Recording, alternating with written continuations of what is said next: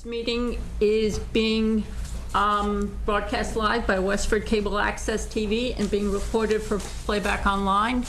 By attending the meeting, you are agreeing to your likeness and audio being captured by cable television. So the first item on our agenda at 7 o'clock is open forum. Do any members of the commission have something for open forum? I just want to bring up the issue about fireworks displays over ponds and lakes in Westford.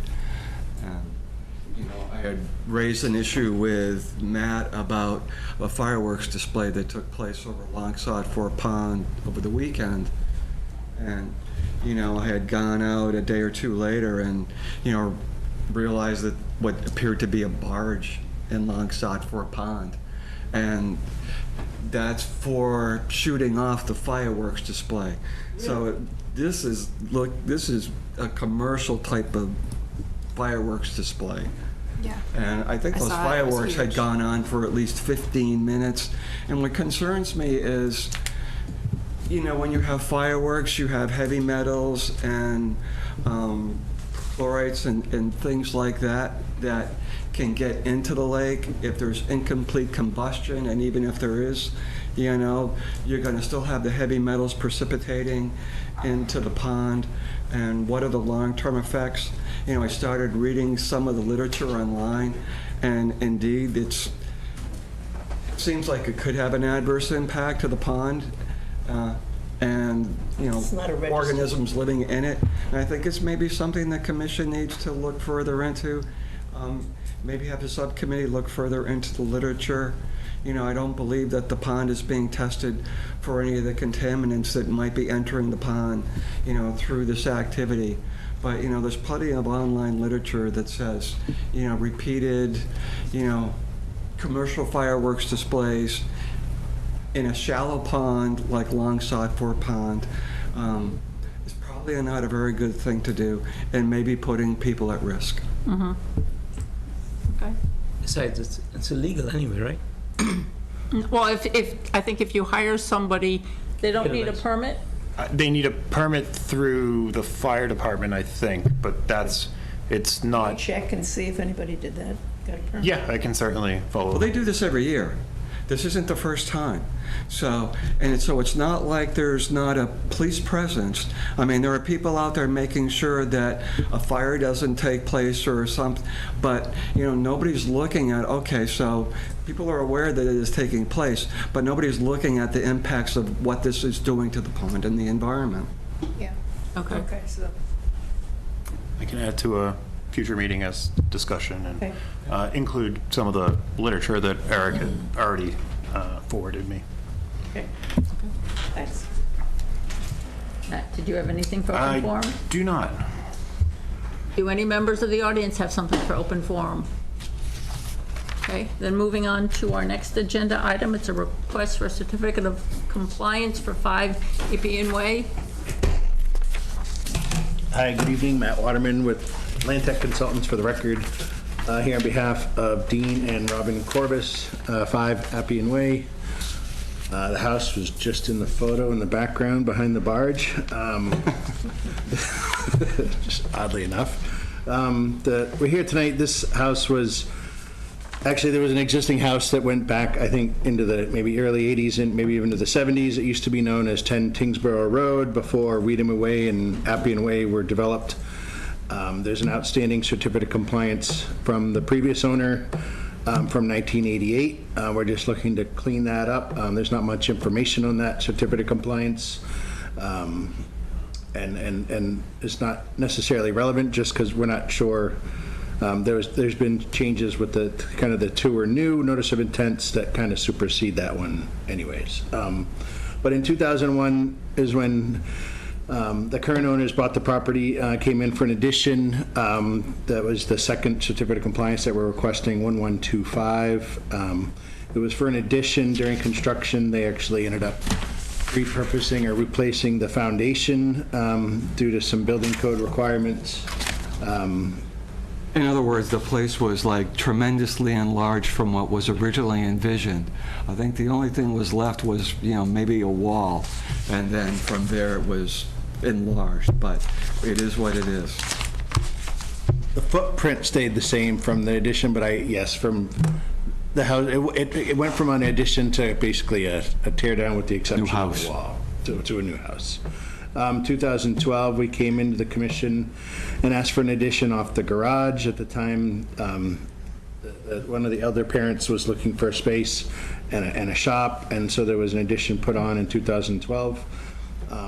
The work, I was out there today with Matt, we did an inspection. The work is primarily completed in accordance with the plans as far as, the grading and drainage improvements, and there's just a few things. There was a tree removal request back in 2002 with this commission that was not approved. I'm sure Matt will talk about that in a minute. I did submit some microburst photos from the 2020 microburst that came through.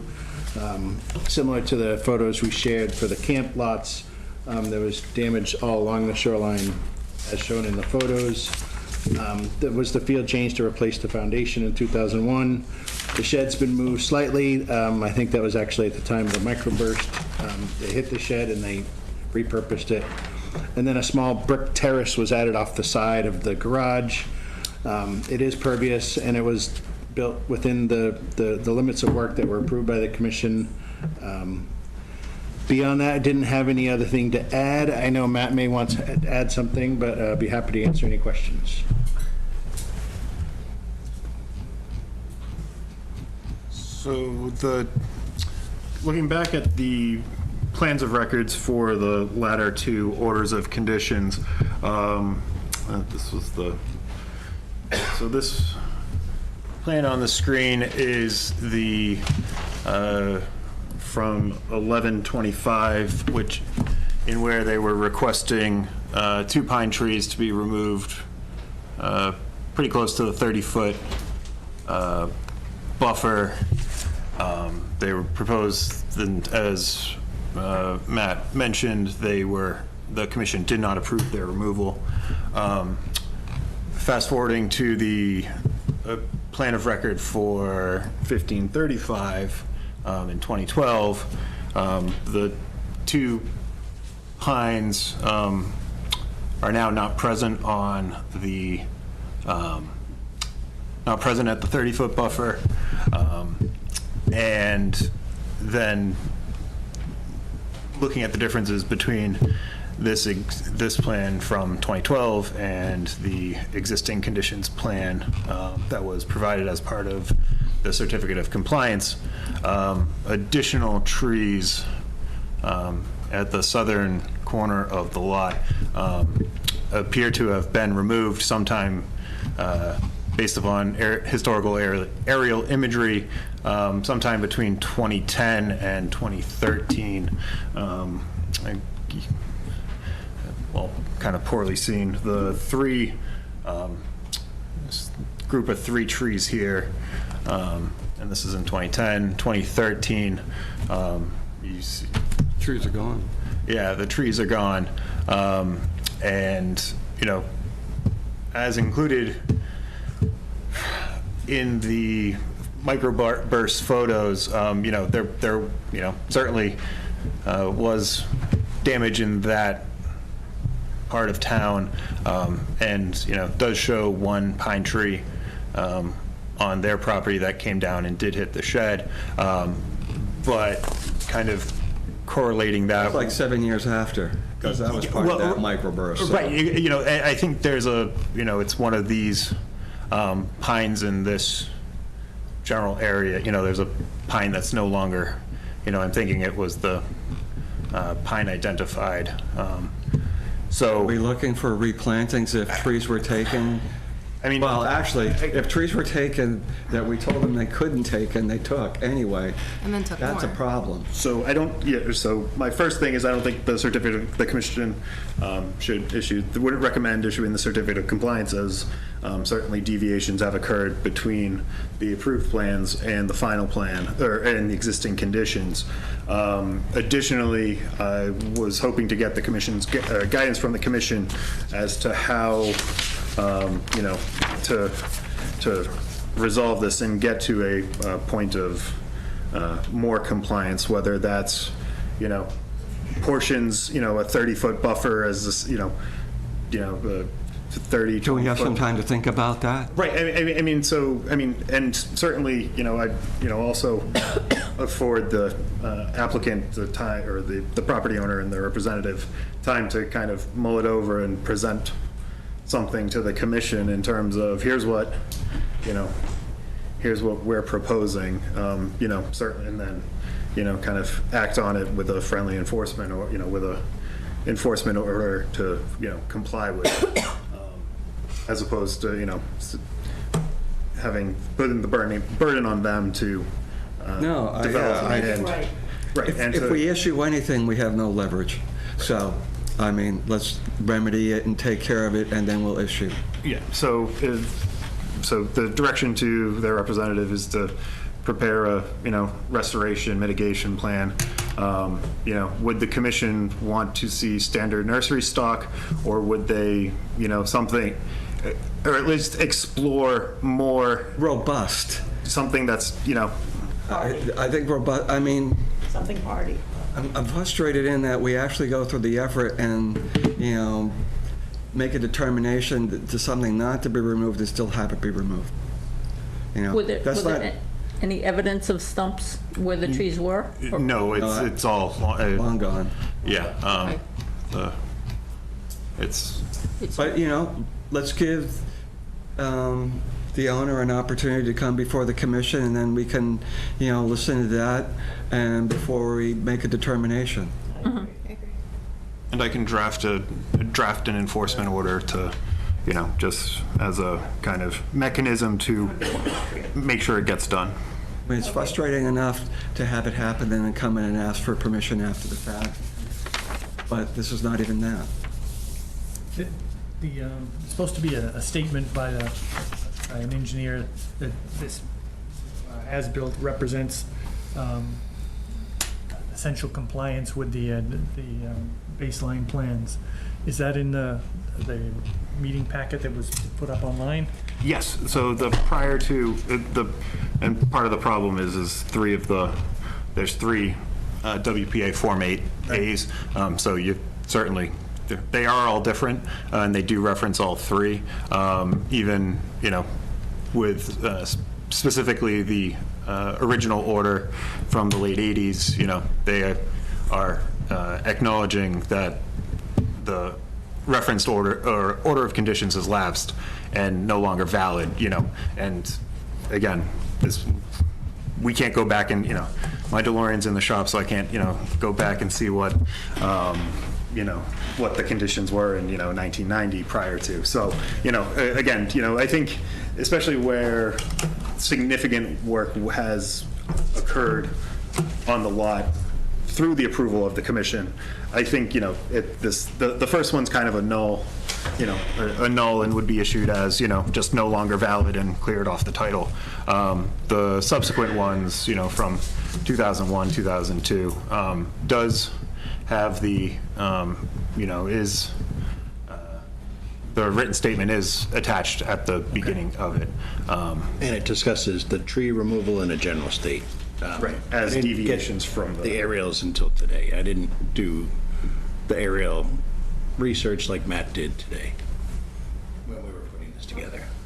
But there is a tree count in reference to the microburst.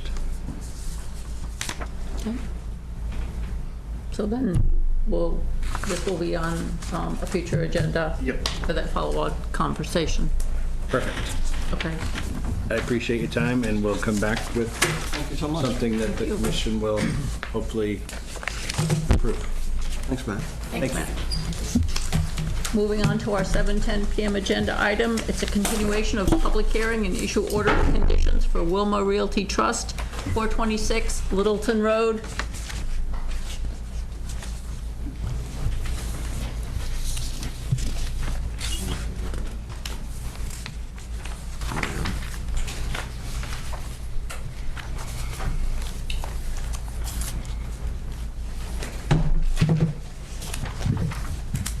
Hello. Hello. Evening. Evening. I'm Dave Crossman with B&C Associates and Can't hear you. Fuzzy. Can you talk in the mic? Talk louder. Yep, Dave Crossman from B&C Associates. I represent the applicant, who is Mr. Carr. So I guess we're here to go through the order of conditions, or? So we did receive a plan set from the design engineer incorporating, so all the most revised plan sheets are in one plan set. They did include a detail about including demarcating the no disturb buffer. I think that's sheet 4, but I always lose the, it is on there. We additionally did receive from Mr. Crossman a narrative related to the invasive species management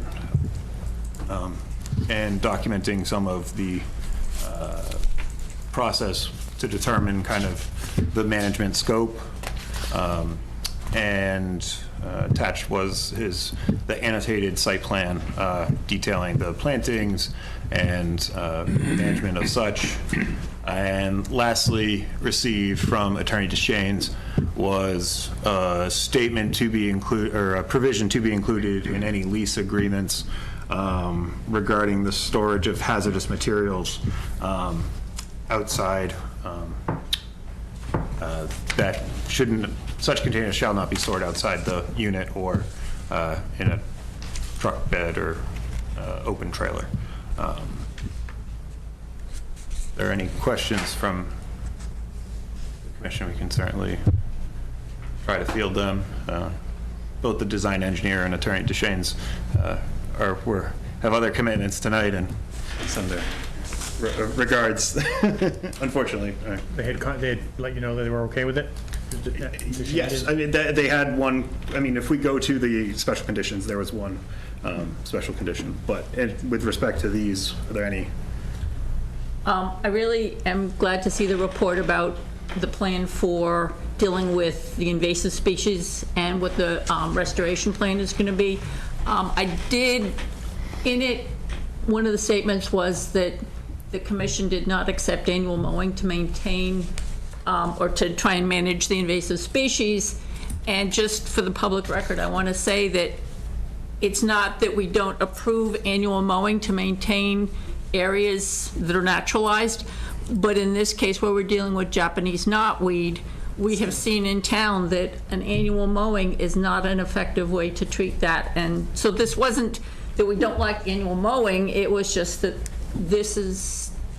we have seen. Not an effective method. It's not an effective method in this instance, and I'm saying that now because I want it as part of the public record, so that if somebody comes back and looks at this, they understand why we made that determination. Similarly, for Attorney Deschaines' letter, he talks about storage of hazardous materials being regulated by the Westford zoning bylaws and the Conservation Commission, and really, we don't regulate storing of hazardous materials. We have jurisdiction in this case because the parking spaces for the building and half the building itself are in the buffer zone, and that's what gives us the jurisdiction. I didn't want anybody thinking that somehow... Our jurisdiction outside of 100 feet of a resource area, yeah. We don't want to, yes, that's not something we have regulatory authority over, so I just wanted that to be clear for the public record, should anybody come back and look at it in the future. But, those were the reports we asked for, and thank you for providing them. Anything else? Oh, and there was... And if we want to go to the special conditions, I did speak with communicate with Attorney Deschaines. He had one comment regarding special condition 53 regarding demolition debris from the existing building, and I proposed to amend that to any construction debris from the proposed building. Don't want piles of material being left on site to be disposed of at a later time. Make sure it gets into a dumpster and hauled. And There was also condition 34. It relates to the language talks about the 50-foot buffer to the westerly BVW and the westerly BVW. I was proposing to revise that to specifically state the wetland series and wetland flags affecting that, as opposed to the vagueness of the westerly BVW, as there's a lot of westerly BVW as the site runs north and south. So if there are any other comments or questions. And actually, before, it sounds like there aren't any further comments on the special conditions. I did forget to ask, are there any members of the audience who have comments or questions on this project before we get to the special conditions? Okay. So if there are no changes suggested to the special conditions, can I have a motion to issue this order of conditions as amended? So moved. Second. All those in favor? Aye. Aye. Can I have a motion to close the public hearing? So moved. Second. All those in favor? Aye. Thank you very much. All right, thank you. Thank you. Moving on to our 7:15 PM agenda item, it's a continuation of a public hearing for Spalding Hill Homes, 24 St. Paul Lane.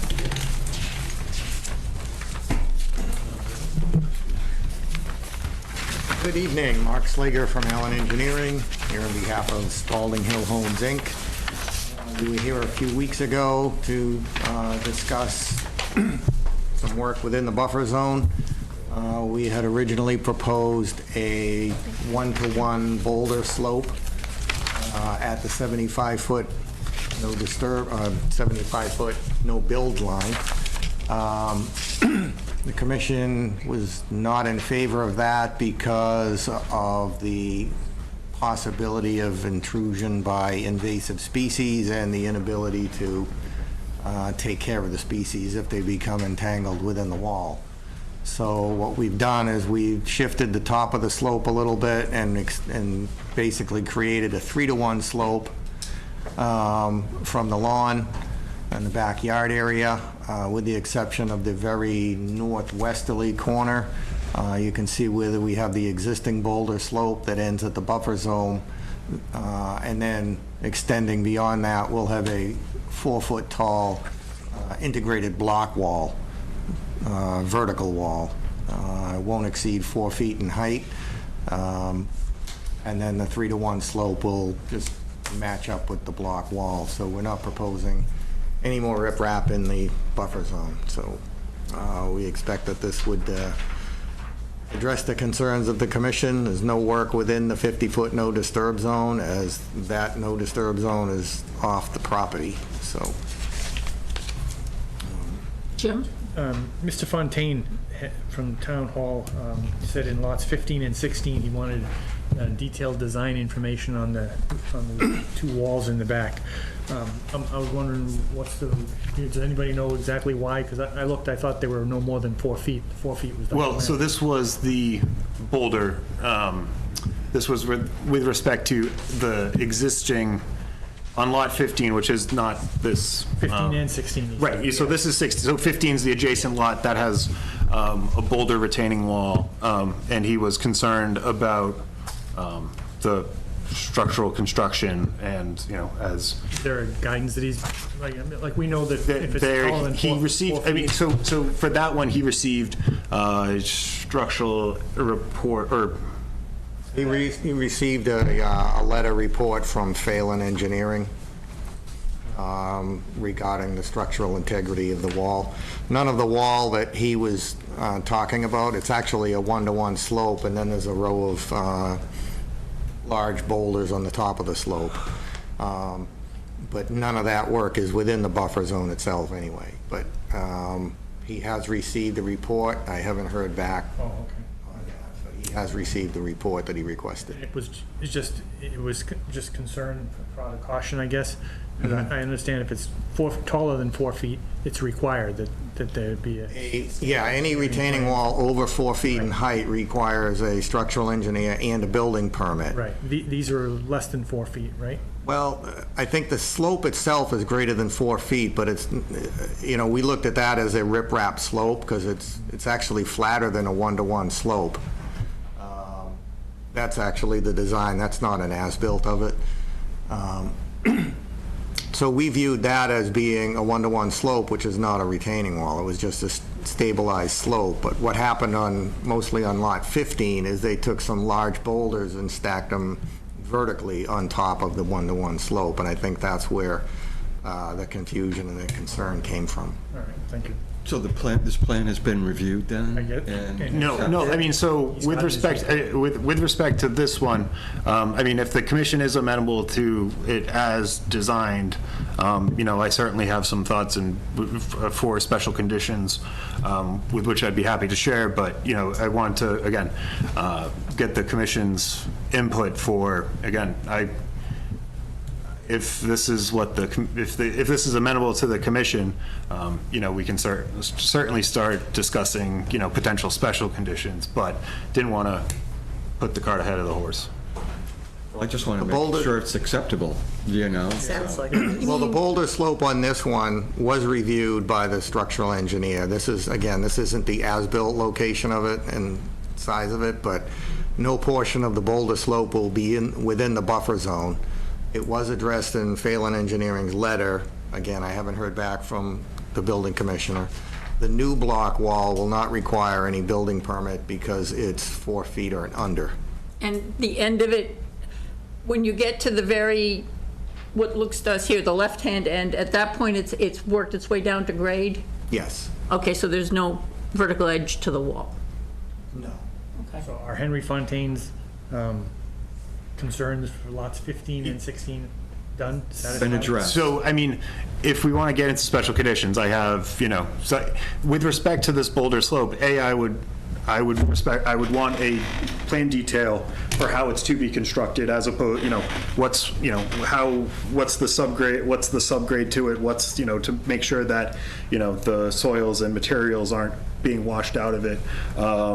Additionally, you know, even though it is, you know, a one-to-one slope, I would recommend the commission have a special condition requiring, you know, either at bare minimum inspection of by the building commissioner during its construction to grade, or have a third party review it, you know, to make sure that it is safe and it is, you know, Yes, for engineering design right. details, right? The building commissioner didn't, you know, when he notified me that he did receive the structural engineer report for lot 15, you know, he was just taking that as for lot 15 itself, whereas lot 16 there still is, you know, additional work to be done, and subject to the commission's review. And again, certainly the proposed boulder slope is outside of the retaining wall, but were it to fail, down gradient is, you know, the 100-foot buffer of the commission. So, you know, under the local bylaw, we do have, you know, the ability to, you know, unlike the Wetlands Protection Act, under the bylaw, we get to, you know, make sure that we can make sure that what is on the other side of it is being constructed such that, you know, it won't in the future impair the wetland buffer. So Is Henry Fontaine okay with lot 16? Does he have everything he well, needs? has lot 16? Lot 16 isn't How many different ways completed. you want to ask that? It's not fully built yet, but the one on lot 15 I is? didn't ask if it was done. Did he have everything he needs? Does the building commissioner happy with getting his questions? No, he hasn't. I mean, He has not. with respect to the boulder slope, you know, he wanted, you know, either himself present to, you know, inspect the construction, or have a third party, you know, independent third party on site to, you know, confirm that, you know, it is constructed in accordance with whatever, you know, again, this isn't, you know, there's no plan detail associated, there's no, you know, it's It's being constructed in the field? right, you know, we've put boulders and we're backfilling it, and, you know, it's fine, you know, we want to make sure that it's fine, you know, we're not dealing with this in 10 years, you know, because of how it was constructed, you know, the homeowner is now coming back to the commission and we're dealing with this. Should we proceed along with any of this before Henry Fontaine has I mean, everything I can he needs? concur, I mean, again, if this, the I'm commission. not comfortable doing that. Yeah, I want to have somebody say it's okay, Yeah. and then I can approve it. Maybe we can have I a don't want to letter. have a special condition where it's going to be, and then it's going to come back and something might change, and then he'll have to look at it and approve it. Why don't we just have him say, okay, I'm good with Yeah, this, and and then send a we letter can from say him. we're good with it.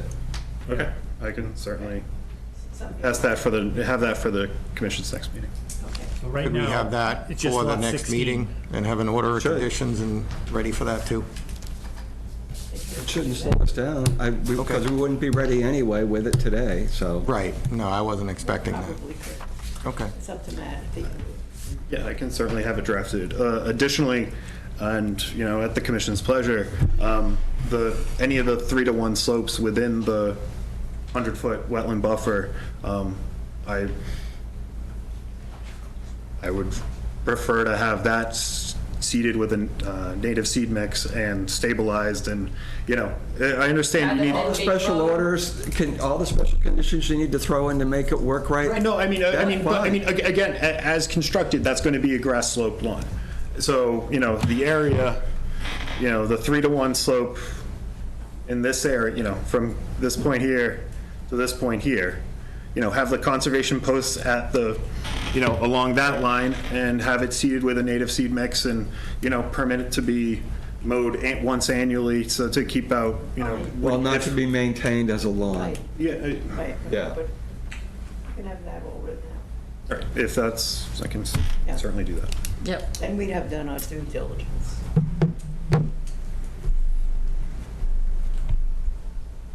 Anything else? Well, with respect to the conservation posts, I do show them at the rear lot line. Their rear lot line, which is the westerly lot line, there'll also be open space markers along that line.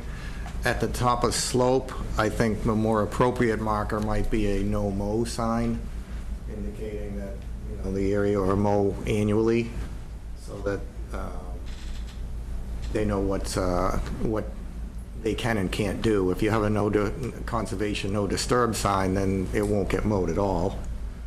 So if we just have something in there saying, you know, mow annually, you know, once, or biannually, once in the spring, once in the fall, that type of language might be more appropriate at the top of the slope. Where it's a 3-to-1 slope, I don't imagine it's gonna be lawn area anyway. I don't know that we want to ensure that that's not, I think that's a significant enough slope that we want to make sure that it's kept stable and not maintained. We'll write that in. Yeah, Right. vegetated and not Yeah, maintained, yeah. We'll write that in. Yeah, and so along the top of the slope, Well, I think the purpose that, in some respects, I think you did what you did because you were trying to achieve more backyard. Right. More flat. We're putting a restriction on it that says, you know, you can't mow it but like once a year or whatever, or however. but we're putting that on a not very flat slope. No, I know, but that's, So what we've done here is, originally we had the riprap slope here and extended out, you know, out to about here, and this whole area was gonna be level.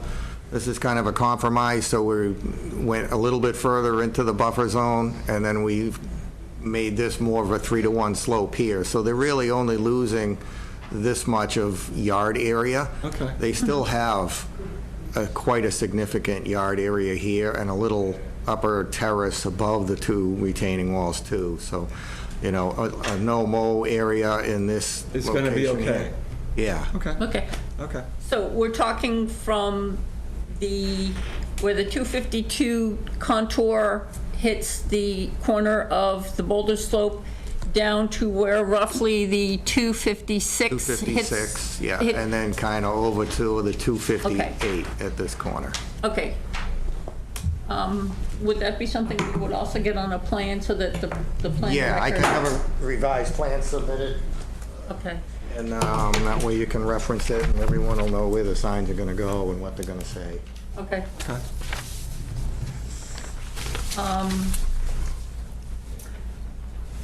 Did the building inspector say anything about fences at the top of the boulder slopes?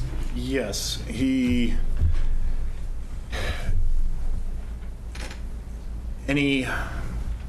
drop in excess of 30 inches would require fences.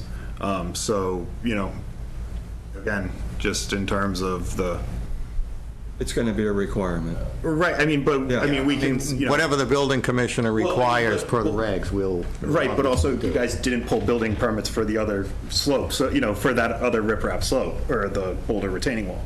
So, you know, so he doesn't have an opportunity, he has to now retroactively say, hey, this is a steep slope, you know, in excess of 30 inches, we need, you know, a fence on top of it, you know, whereas, you know, we have the opportunity right now to say. Put it on there now. Yeah, you know, fence at the top of the boulder slope and the retaining wall, you know. I think Well, I Mark's don't know if okay you with can do that because it's outside the buffer zone. But if the building commissioner requires it, then obviously we would do it. But I don't see how you could require us to put a fence on top of a boulder slope that's outside the buffer zone. Because the We'll have fence an doesn't. advisory special condition that, you know, shall confirm with the building commissioner that, you know, a fence, whether a fence is required at the top of the boulder slope, outside the buffer. That works. Okay. I'm good with that, you know. Do any members of the audience have comments or questions on this project? Nope. Okay, so you want to continue to the August 28th meeting? Sure. Okay, can I have a motion to continue the public hearing to August 28th? So moved. Second. All those in favor? Aye. Okay, great, thank you. Okay, so we'll see you on the 28th. See you in about 2 seconds. What? He's in the next one, Right too. now, too. Oh, yeah. Okay, so now we have a minor modification request for Spalding Hill Homes, 22 St. Paul Lane. Yes, this is a lot that received approval earlier in the summer, or maybe even in the spring. There was some situations that came up with the septic system, and we needed to relocate the septic system further to the left as you're looking at this. Initially, we had the septic system down closer to where the roof drain system is. So what we've done is moved the septic system to the left and swap the roof drain system down in the lower area. And then there's a 3-to-1 slope going into the buffer zone in this area. This actually blends in with lot 16.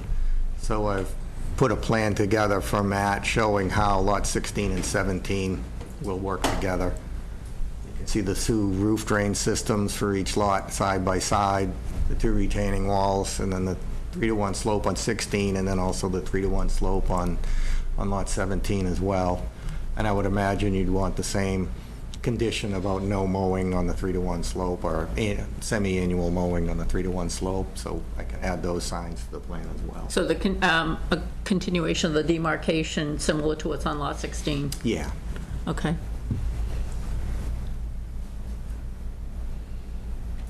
Has the Board of Health reviewed this plan? They have reviewed the plan, and the only comment they had was a depth to groundwater on one of the test holes was, what my log and their log were different by about 2 inches. Doesn't affect the design because I held a more conservative groundwater depth, but other than that, they've essentially approved the plan.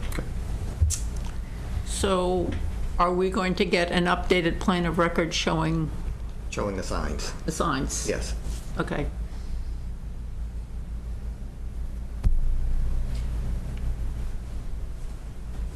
Any comments or questions from members of the audience? Matt, what's the process if we're looking for an updated plan for a minor modification? I would wait to, I mean, you'll be back at the next meeting anyways, correct? So, I mean, I would just kind of table this to the meeting on the 28th, just so we can have a plan of record that's, you know, approve the minor modification and the plan, and reference the plan. Okay, so we'll have this, hear this discussion on August 28th as well. Great. Okay. All right, very good. Moving on to our 7:20 PM agenda item. It's a continuation of public hearing for Diamond 64 Lakeshore Drive North.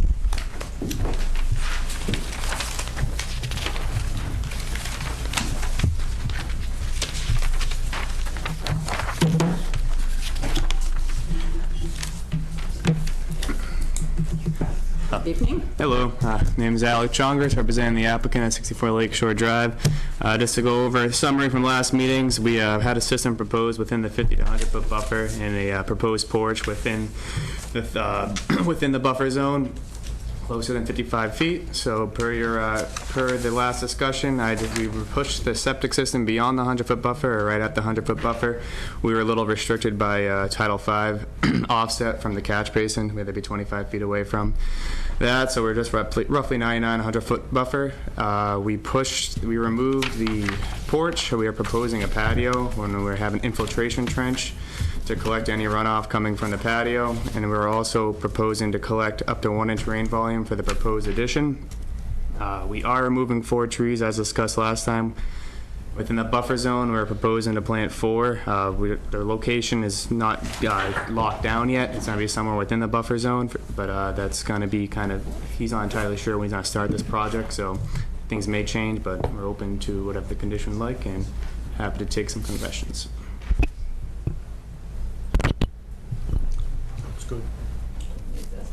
Eric? Maximum feasible compliance. Okay.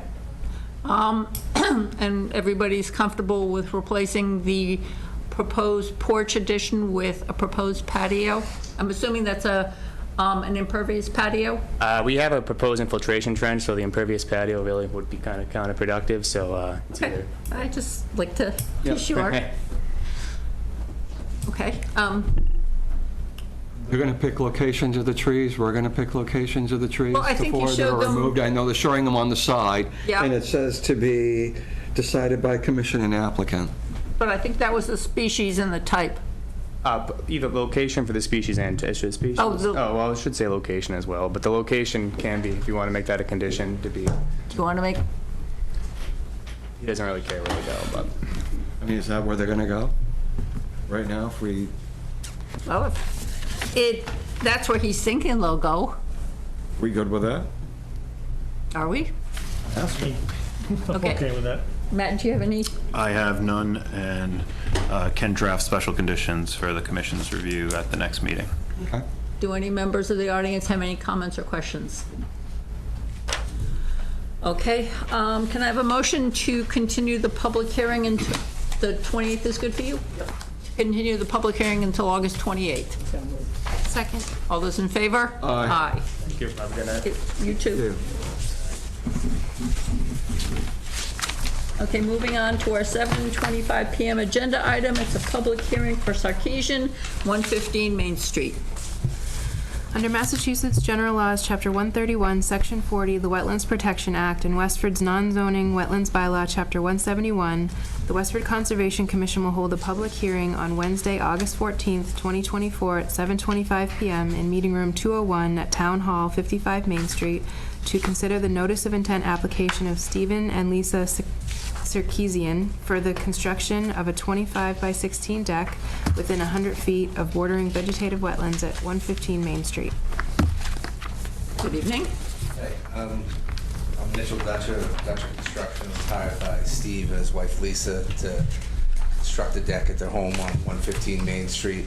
The current deck is original to the home. It's in very poor shape. It needs to be taken down. Their intent is to build a new composite deck, typical deck, a little larger than the current deck. If you'll see, on your visit, there's a pond in the backyard, and it's in a well-established lawn that goes right to the edge of the pond. It's been, mowed and maintained for decades. Obviously, even part of the house is within the 50-foot boundary. All excavation for the deck will be done by hand. All the footings will be dug by hand. There'll be 4 footings and 1 pad for the stairs.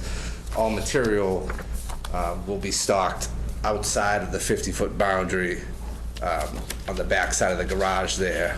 If upon the visit to the property, you saw the yard is sloped, so that's really the only flat area that would be suitable for that as well. Whereas the silt fence is drawn way down here, I don't need it nearly that much space, so I can bring that that fence, basically 5 feet outside of the framing area, just giving me enough space to work and curl that, well up there, so it's even, as far as tight to the work area as possible. And keep it all on On the your own property. Keep it all on the owner's yeah. property. Yeah. In terms of debris from when you demolished the existing deck, what's the plan for that? That'll be disposed of in a dumpster. That'll be brought out. So will the dumpster be on the, The dumpster will be in the driveway, and Okay. the material will be brought to the right, from the backyard to the right to the. so yeah. it'll be taken apart and immediately go into a dumpster? Yeah, immediately disposed of in the dumpster. Okay. Do people have any questions? Noel? We've been pretty firm about the 30-foot buffer. We've actually had people move sheds out of the 30, so I'd have a problem approving anything that's within the 30-foot in this project. So when the house was constructed, 92, did receive an order of conditions, was constructed in accordance with those plans. And the nearest corner, the westerly corner of the house is to 21 feet to the wetland buffer, or the bordering vegetated wetlands. The proposed deck is no closer than that point. Again, it is one. That's not how we do it, though. I hear what you're saying, but, Noel's correct. And I'm looking at how they're doing it. It looks like that's directly to that wetland flag, WF3. Are they measuring it from that flag to the corner? To the corner Or of is the it the house. straight line? I'm looking at that straight dotted line, and then I see 27.8 and then 33.3. Well, I think 33.3 is the existing deck, Yeah. Yeah. which is shown within the footprint of the proposed. So, yeah, we would say, Bless you. keep it at the 30, but no closer. Unless it cantilevered. If it wasn't on the ground, if it was a deck, it was Yeah. raised. From the plan, you can't tell how close in the pilings or anything are from the edge of the deck. It is, Okay. a foot? Because, if his sonotubes are at 30 and it cantilevers over and it's above, we'd probably, let's say, okay. Well, it's It's a second-story deck. it's a walkout in the back. It's 7 steps up. you can't. So what's underneath cantilever of it? Where are the pillars going to the ground? It'd be an 18-inch cantilever. So 18 inches from the edge of the deck back is where the Yeah. piers will go. 29. So a foot and a half. So You wouldn't be able to, you can only cantilever so far. so that'll be up to like 29 feet. You're getting close. Obviously, it's, even part of the house is within the 50-foot boundary. It's not, maybe, if it was, to be built today, it wouldn't be built, but, you could still have a pretty good-sized deck and keep it at the 30 foot. That if you, right now, so the existing decks are, it's not really a rectangle, but it's being expanded in two directions, that if, So is the commission, the commission would be amenable to a sonotube at 30, correct? Yeah. Yeah. So, and based upon the overhang would be 18, typical overhang would be 18 inches. yeah, it could go 24 if, Right, but, do it. so 18, so 18, so 2 feet gets it, if it's Yep. shrunk, if the cantilever is. the depth of the deck is instead of 16, all right, I gotta do math. It could still be 16, it's just where the You piers can go make in it, they can make it work. back 2 feet. Yeah. Yeah. All right, so just change the 18-inch. Now, this is, feet. yeah, so you're saying this is how high off the ground? Second floor. Second floor. well, Yeah, it's So what goes under, pitch, so- what's going underneath of it? It's a full walkout basement. But it's on, the backyard's on a slope, so on the garage side, there's only gonna be about 5 steps, so roughly 40 inches off the ground, and then it slopes down, and you're at about 7 feet on the side to the left there. All I was wondering is making sure we wouldn't want, if this is a deck up top. We wouldn't want somebody putting pavers underneath of it and Well, no, making but it I- impervious. It's a slope. It's impossible to do anything. Okay, and that's what I wanted, that's what I was trying And to I thought there was understand. something in the filing that talked about that you were going to have crushed stone or something under the deck. Underneath of it? Okay. Yeah, if that's, Yeah, that was what the plan was for, on top of the ground underneath the yeah, I deck. usually put a weed blocker fabric with a 3-inch layer of crushed stones. Okay, so that Drainage. allows the water to drain through. Okay, That works. That works. okay. So we want to see, now, in terms of moving the erosion control closer to the, I mean, it's, He's mentioning it that he can do it, but he probably really doesn't need to do it. It looks pretty flat. yeah, I mean, and as shown, I mean. I would just again, keep it off the other property. Yeah. I mean, that's not, yeah. yeah, that definitely, Limit how he gets around, you know? Right, I mean, and make it again, it's all difficult. lawn existing. You know, my only, and, you know, if the commission's done with respect to the dimension and location of the deck, my only, you know, question to the homeowner would be, you know, could we get, you know, establish kind of a 5-foot buffer to the wetland? so not mowing 5 feet of Don't mow right up to the Right wetland edge, yeah, the pond the edge. edge of the pond. Yeah. So the surveyor had a clear delineation of the lawn to wetlands. Yeah. So I don't go to the pond. There is growth. So there's There's a shrubs. 70-foot growth Oh. as part of that. Yeah, I mean, around the I pond. just, When we say the pond, it's the growth around the pond. yeah. Well, And, Yeah, it's not like, you know, this the area. tires, you know, the edge of the Yeah. blades is sitting No, on the but- water. but- It's Right. back. But having been to Lake Nab, No, we're way. I'm on solid. I only mow the grass. The grass doesn't go to the edge of the doesn't pond. go all the way to the edge of the No. pond. I mean, Okay. and also I mean, because I stopped out this morning, and it looks, you know, the wetland flags are hung right at the edge of the lawn. So that was, you know, just a minimal buffer, you know, establish some form of, you know, Yeah. an additional buffer. Just, I mean, just don't mow it and let it revert kind of Oh, okay, back to yeah. natural. Yeah, Yeah. it doesn't need, you don't need to Yeah. plant, just kind of, you know, Yeah. maintain a 5-foot, you know, just to, again, this was constructed, the house originally was approved and constructed at a time that, just to try to get things a little closer to today's standards, but, you know, without also having, you know, a Yeah. 30-foot no disturb, you know. We try to live well with the nature around us. We love it. So. Yeah, so, yeah, just, you know, let 5 feet go. Any comments or questions from members of the audience? Okay, so we'll need to draft an order of conditions for this? Yes, Okay, and, When I submit for the permit, I'll just draw the cantilever at 2 well, feet. and actually, what we would like is an updated plan with the erosion, you know, showing the changes so that we've got an accurate as-built plan for the project file, and Okay, show if that you, erosion control moved up.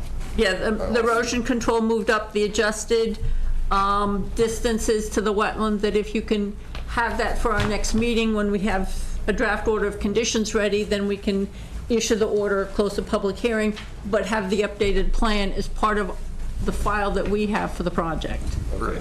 Okay. Because ultimately, I'll be reviewing the building permit, and I'll look to make sure that what's on the building permit is consistent with the order, you know, not no changes. So I'll get this plan updated. And then, you know, if I was to curl that up tighter, you know, quite a bit tighter to the deck, would the commission be opposed to using a straw wattle instead of the hay bales? Or? We like straw We wattle like better straw than hay wattle. bales. Okay, then. So we prefer that over hay bale. All right, I'll have that changed to the straw wattles and then Yeah, tightened up towards yeah, the and just, work and area. have it stay on the property, and we just want to make sure Yep. that the plan you give us, that we issue the orders with, is the same plan that's going to come to the building inspector, so Okay.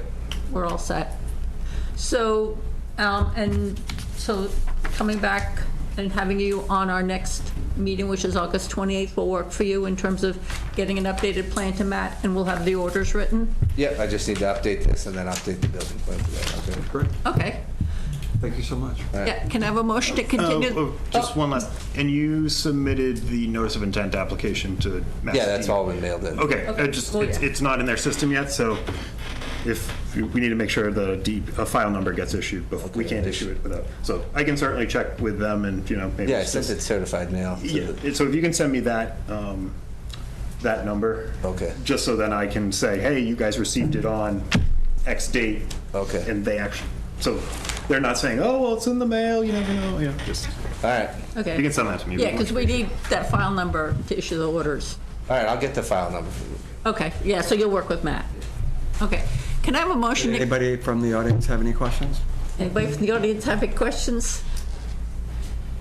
Can I have a motion to continue the public hearing to August 28th? So moved. Second. All those in favor? Aye. Aye. We will Thank see you. you on the 28th. Moving on to our 7:35 PM agenda item. It's a public hearing for Hill, 50 Lakeshore Drive South.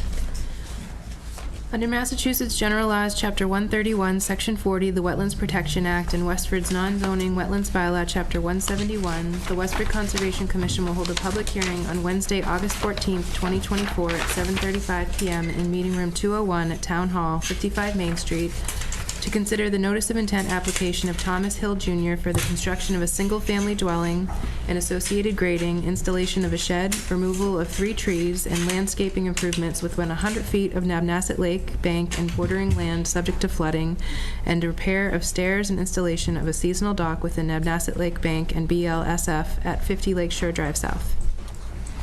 Good evening, everybody.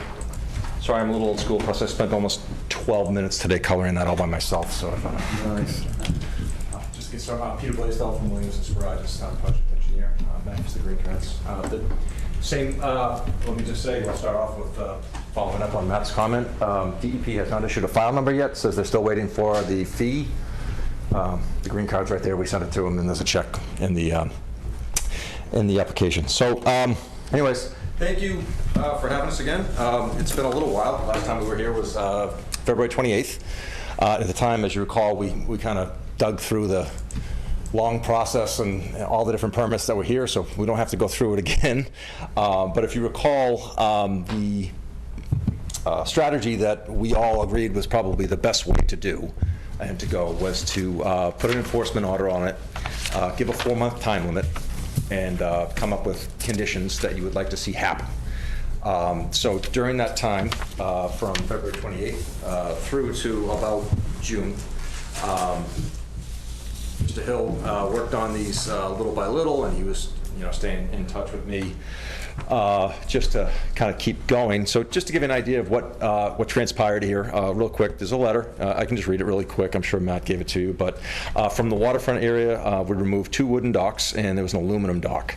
There were 2 steps that proceeded out into the water that we had a little bit of a discussion about. Could we keep it? At the end, the commission said they were more comfortable taking it out. Said sure, and we'll take it out. We did some lawn replacement. We replaced a couple of shrubs. There was a metal door. You might all remember that one of the things that we talked about was some safety. In the end, Matt actually brought it up that we talked to you. Weren't exactly able to weld it, but my understanding was that it was all tapped out and drilled and bolted shut with steel bolts. So you're not getting that thing open unless you really work at it. So it's closed, but Matt just said let's just bring it up to the commission to make sure that that's okay. I'll let Matt actually inspected it. He can probably fill you in as well. From the second level, we removed the shed that was over in this area, and there were 80-pound bags of mortar that went on a couple of pallets. Those were removed. Coming up another level, excuse me, it's been a long day. We replaced some shrubs, and the entire area was raked out. And then the last area up above, we did some lawn replacement. Concrete was removed. A bunch of leaves, shrubs, and bushes, and that type of thing were removed. And a little bit of pruning and a little landscaping took place. So Matt did visit the site, I believe, on June 10th with Mr. Hill, just to go over everything. And then what we ended up doing was just showing pictures from what was there before, and then we sent some pictures of what was there now, just to demonstrate that we were complying with the with what was asked of us. So with that, I think we're going to try to lift the, well, we're going to discuss lifting the enforcement first, Matt, then we'll get into the notice of... Yeah, and so I'm now just realizing that I know the commission had some concerns, and this is a fault of mine for not, they had concerns about that I didn't communicate back, the steel door. Okay. In terms of its permanency, I guess is the... Yeah, I mean, is this what we had seen before and we wanted it somehow to be?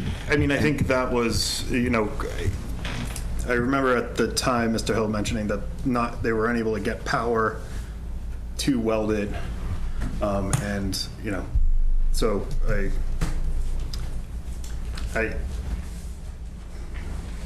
Well, I think ultimately the point of it was to make it so that somebody couldn't just easily accessible get in there. Well, I think not easily accessible, inaccessible. Inaccessible, yeah, So- since it wasn't supposed to be built.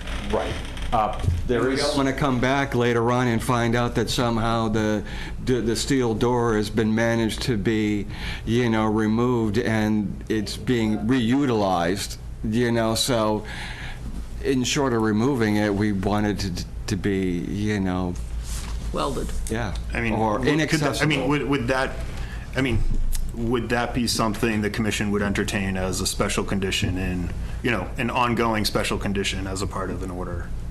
So once they can get But power then, down there, you mean? but then it requires somebody to go out and make sure that it's being maintained and all that. But that's no different Take out than... the steel door and put in some concrete block, just wall it up. All right. How about we just brick it off? Yeah, just brick it okay. off. Okay. Can we make it a condition Make that's it bricked permanent. off? Okay.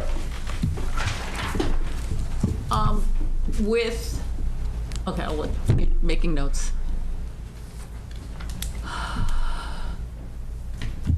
Now, Matt, with the seed mix that was supposed to be used, when in the enforcement order, when it was talked about seed mixes that were going to be used on slopes that were, areas that were going to be stabilized, that seed mix was supposed to be verified with the commission to make sure that the... Yes, and I mean, being out there this morning, it's actually started to, some of those landscape beds have started to there's non-planted growth starting to establish, and again, I think that was the intent of the commission, was to get it back to, not a maintained, not have the vegetation there be maintained, but to establish a,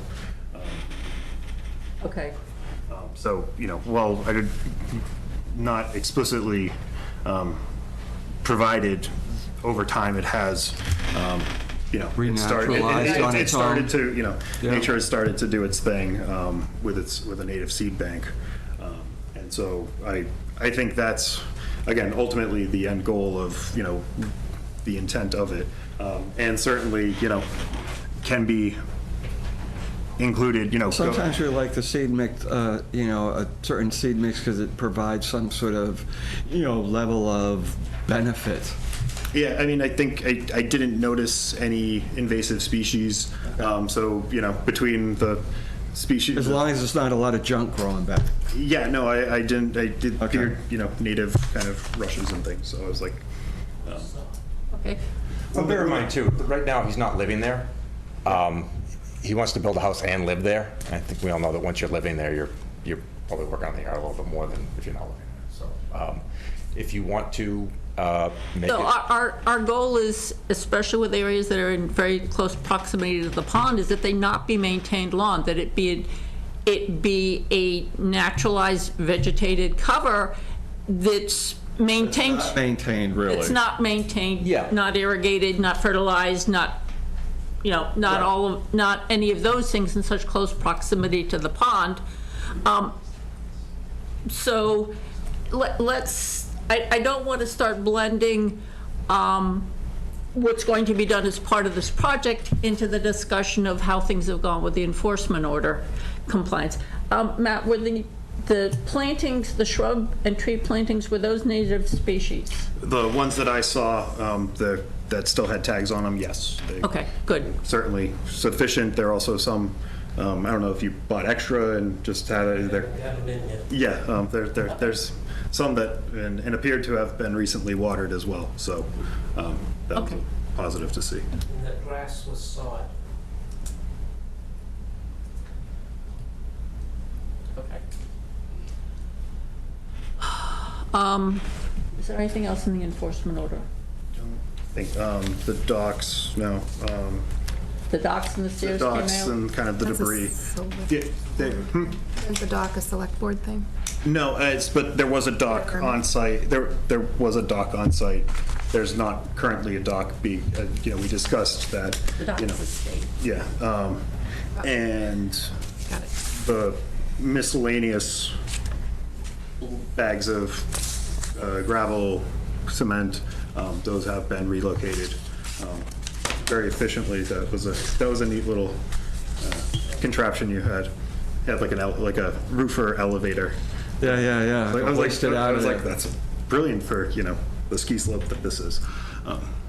It's amazing what you can do. Okay. So, So where we go from here? I mean, so we can, in terms of, review, so the list is really, the to-be-done list is really, the door, and get that, having that addressed. Again, the commission wouldn't be closing a public hearing tonight. Again, DP file, I think you're in the system, but I don't think a file number has been issued.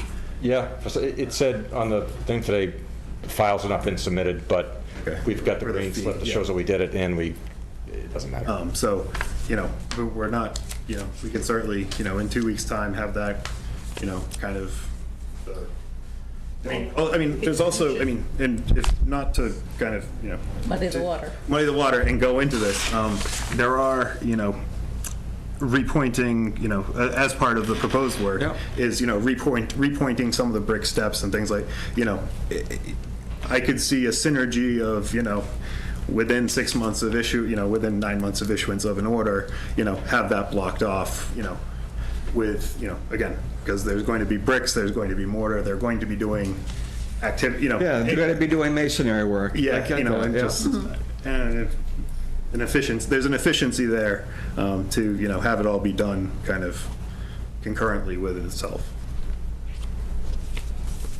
Yep, whatever makes you comfortable. Yeah, that sounds good. Well, if it was to make us comfortable, we'd have it walled off before. But I know that you're trying to be amenable, Matt, so it's like, it's like we wouldn't issue a certificate of compliance for a home if it wasn't completed, and it would be completed long before then. I mean, we could, there could, so there were the 3 orders of conditions. The first was for the construction of a house, of which the entire, the slope was Correct. cleared. Yeah, but the house never, Yeah. some of the retaining walls were installed. The second was the renaturalization, kind of as an after-the-fact notice of intent as a result of the first. And the third was the issuance, for the actual construction of a house, version 2. So I think if, we can certainly not issue, hold on to, the certificate of compliance for the renaturalization, because as a part of that, the door, that was, I think, included in that. Yeah, it was in one of them. We're not going anywhere. I don't think it I makes know, any difference. I want to be able to move you forward, so I'm just trying to figure out what's our next step. And so holding on to, one more certificate of compliance, specifically for the renaturalization with which this was a part of, then we can, tie that, so then it can be tied. You want to hold one then? I want to hold one. Okay, But we'll okay. also still have it as a special condition Yeah. in this one. So there's some, they're all, so these two are tied together. And, if, as Mr. Hill has expressed interest in pursuing this and, actually, We can tell these guys how we're going to move forward. Yeah. that's- So do you want to leave the enforcement order on, or do you want to lift that with the idea that we're going to block off the door as part of the order of conditions? I would, it doesn't hurt to keep the enforcement, I mean, again, and it's us, you know, It's not going to hold up our building permit, as far as I know. exactly. So, you know. And it will tie into what you end up doing We when can you've do been, one big as-built certificate of compliance request at the very end, if you want, to get everything tied into I think that- into one bow. Yeah. It's fine. I think that sounds good. That sounds Permission to good. break the door, that have people down there? Yeah. yeah. If you don't want to wait till you're doing the brickwork with this part of the project. Yeah. You know, When they have it Well, done? what Matt said, it makes sense once you get a mason down to do yeah, everything. okay, yeah, when you're doing it as part of the overall project. It's going to be part of the overall project. Yeah. Okay, so now on to the project. Onto the project. Here we go. All right, so, couple things. We talked a little bit about the 100-year flood. As you know, the 100-year flood in this area of Nabnasa Pond was graphical, and for some reason it plotted up here, which is not right. We actually got the new beta version of the 100-year storm elevation, and actually this orange line down here is when you take and you overlay all the when you overlay all the GIS onto this area, it actually plots up out here, but we're just assuming that they mean that 100-year elevation for the pond is coincident with the inland bank. So we're being a little bit more conservative. We're showing our buffer zone 100 feet from the inland bank, but it's certainly not up here. I don't think that the 100-year flood is, 50 feet up the slope. So that's where we're showing that. There's an existing concrete pad up on level, I'm going to call it 3, I believe. We'd like to put a shed. So we took down this one. He'd like to put another shed right on that concrete pad. There's going to be no increase in impervious surfaces. It's already impervious. And that pad's at least 40 feet from the bank. That pad is, I'll check the number. Hang on one I second. just used my calipers here and You have calipers? there. What are you, a machinist? Yeah, it's hand kill. Is he a machinist? I think it's about 40. Hang on. This could be embarrassing if I don't. 42. Yep, it's 88 and a half. Oh, they're an architectural By scale. 46. skills I'd on say there. I 46. got an architectural one, but that's not really going to help. 46, I'd say. Yeah. It's 40, it's over 40. It's over 40. Hang on, we're not The going to. thing is 88, taking it so 45. half of that. And then add 2. 46. Yeah. All right, it is 43 feet. 43. And what did your calipers say? 40. Nice try, though. You gotta Nice try. calibrate. You gotta calibrate. Yeah, well, okay. We're not doing sheet metal here. In fat finger there. On the right-hand side, I guess, okay, look, if you're standing with your back to the pond and you're looking up on the right, there's a little area here at the end of the wall. Mr. Hill would like to put in True Grid steps. I don't know if you've seen True Grid.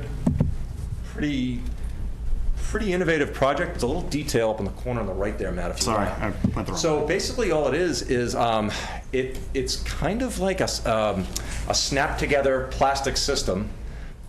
You put it together in the areas that you want, and you can configure them pretty much in anything you want. It's put over sand and gravel mix, that type of thing. Grass can go through it. I actually just got a permit in Wilmington for this because Wilmington, as you know, is unbelievably stingy with their groundwater because they don't want the Ipsos drying up. So they literally want every drop of water to go into the ground, and we were already in a protection district. They didn't want us to pave it, but this True Grid stuff, you can actually park and drive a truck on it, and you can actually put in like lines. It has these things you can pop in to, instead of painting the lines which fade, you can actually put these things in, but they're very strong. He just wants to make some steps over here made out of those, so they're not an impervious surface. It would really just be a landscaping feature, but I just wanted to point that out. Exactly. Thank you, Matt. The house, although just a corner of it is in the 100-foot buffer, it's actually a little bit smaller than the one that was shown on the approved septic system design, which I think we did mention last time. The septic system's been approved. Matt, I don't know if you saw them, or I think you talked to Tom about it, but I guess there's 3 trees down below that are in bad shape that we would like to ask permission to be removed. So again, we're asking your permission. We're not assuming that we can. We want to talk to you about it. Big plan. What type of trees are they? Dead trees?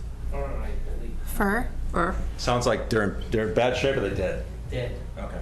Matt, did you see them? I didn't, I can certainly stop out and All right. double check. Okay, but yeah, we would, If you want to do an autopsy on the trees.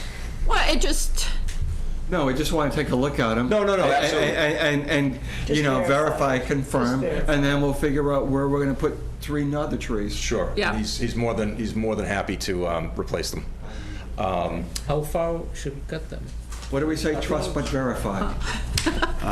Yeah, I mean, I would. Everybody I always mean, cut the cards, right? If we can, you know, I do think, you know, trying to replant in that same area. So I don't know if, you know, having, again, also with it being right on the shore, I'm not, you know, I don't know how much, you know, woodpecker activity you would have on open water as opposed to, you know, BVW, for instance. So, I mean, I'd be, you know, if trees are being replanted. No, I'm not going to butt log them right there. Right, you know. So, but I just want to make sure that if we're going to plant something, what are we going to plant? Where are we going to plant it? Yep. So Matt's going to go by, we'll talk about it. I mean, we're not going to close tonight anyways. And then we'll come up with something that works. yeah, put the proposed location of the replacement trees on the plan. Sounds good to me. Let's see. Then the only other thing, 2 other things, I'm sorry. As you know, we removed those steps that were projecting out into the water. So what Mr. Hill would like to do, like I said, we talked about the masonry. He's going to actually reconfigure that area and actually build some steps back towards the existing concrete pad. So we won't be going out into the lake, but we'll be going back with a couple more steps. But that kind of ties in all with the cosmetic repair and the repointing and that type of thing. And then the last thing he would ask permission from the commission, because as you know, you have to get permission here first, would be to put in a seasonal dock, shore master, that we can provide you with a detail. I'm not sure if I did or not, so. I think the commission's familiar with. I think it's in It's the select packet. board Yeah. Well, I mean, ultimately, that goes. to get a permit for the select The board. Doc 91 license. Chapter 91 license, yes. We have to get your permission first. Yeah. Then we can apply to the Chapter 91 license. So it talked about the proposed dock being supported with galvanized steel pipes. Does that mean the pipes are coming out when the seasonal dock comes I out? believe they just get driven in into the, you just bang them in, and then when you're done, you yank them. We had 2. Okay, so there's a receiving thing that's sunk into the ground and then the Yeah. pipe goes in that? Okay. Yeah, it's not a fixed, there's no Okay. piers or. Trust but verify. I'm really digging that statement tonight. I like it. And it would be stored on that lower level, the lowest level. I would assume you would just pull it right up. Okay. Get it away from any ice or anything. Did I miss anything? Am I covering over? Like I said, we'll try to hopefully get a DEP file number. But I think that covers everything. Like I said, the house is just a little bit smaller than it was before. The septic, no change to the septic system. Like I said, that's already been approved by the Board of Health. Essentially, all the grading that we had shown before is about the same, just a little bit less. The only real impact that's any further to the pond that we talked about before is just putting the shed on the concrete pad. Well, I read through all the project materials and there was talk about temporary seeding document. And there was talk about fertilizing and liming and reseeding, and my thought is we don't normally see that this close to a water body. The thought would be, would a jute mesh to stabilize an area that during construction rather than... To be truthful, this is boilerplate. It's also 30 years old, It the is. references. Hey, we're still working on rainfall data that's 60 years old, so, Yep. you know. We put this in as a guideline, not a rule. You then tell us what you want and put it in and we'll do it. Yeah, I mean, there is the special condition about any undisturbed or any disturbed soils after, shall be stabilized by December 1st over winter. And so, and it does leave for the discretion and, my authority as well to, based upon the actual. Well, I'm thinking if we've got some, if there are slopes here that, is because of the slopes going down to the lake, would there be places where we might want to do stabilization during while construction activity is happening? Or don't is this think- really I think vegetated enough that we don't have to worry about erosion? There's really not a lot of disturbance. There's not much, yeah. There's, I mean, everything, Margaret, is pretty straight, you know, up Okay. to that first Yeah, level. it's- Everything's pretty stable. Yeah. Okay, so you're doing- And terraced, so Yeah, it's and- not like it's, yeah. Yeah, So you're just doing the repointing and stuff is the stuff that is, And those plastic things with the grass in them, that's where the erosion is. okay. Yeah. Oh, so that's, you're putting that where the erosion is, okay. Yeah, and that little line that goes around it, we'll be putting an erosion control around the bottom of it, just to make sure that nothing goes over the wall or anything. Yeah, and Okay. I mean, and again, I don't recall specifically, but I think there is, at least currently, there's a lip to the retaining wall. You know, Little parapet, yeah. you know, so Okay. they're, So we're not dealing with unstable slopes? I don't anticipate. No, it's not. I mean, this is, and as you can see, most of the activity is going to be up above the 100-foot buffer, and, you know, so everything's going to be stockpiled up top, and it'll have a ring of erosion control around it, and we'll make sure it's inspected. Okay, last question. We haven't really talked about it. Is there a plan to install irrigation within the buffer zone?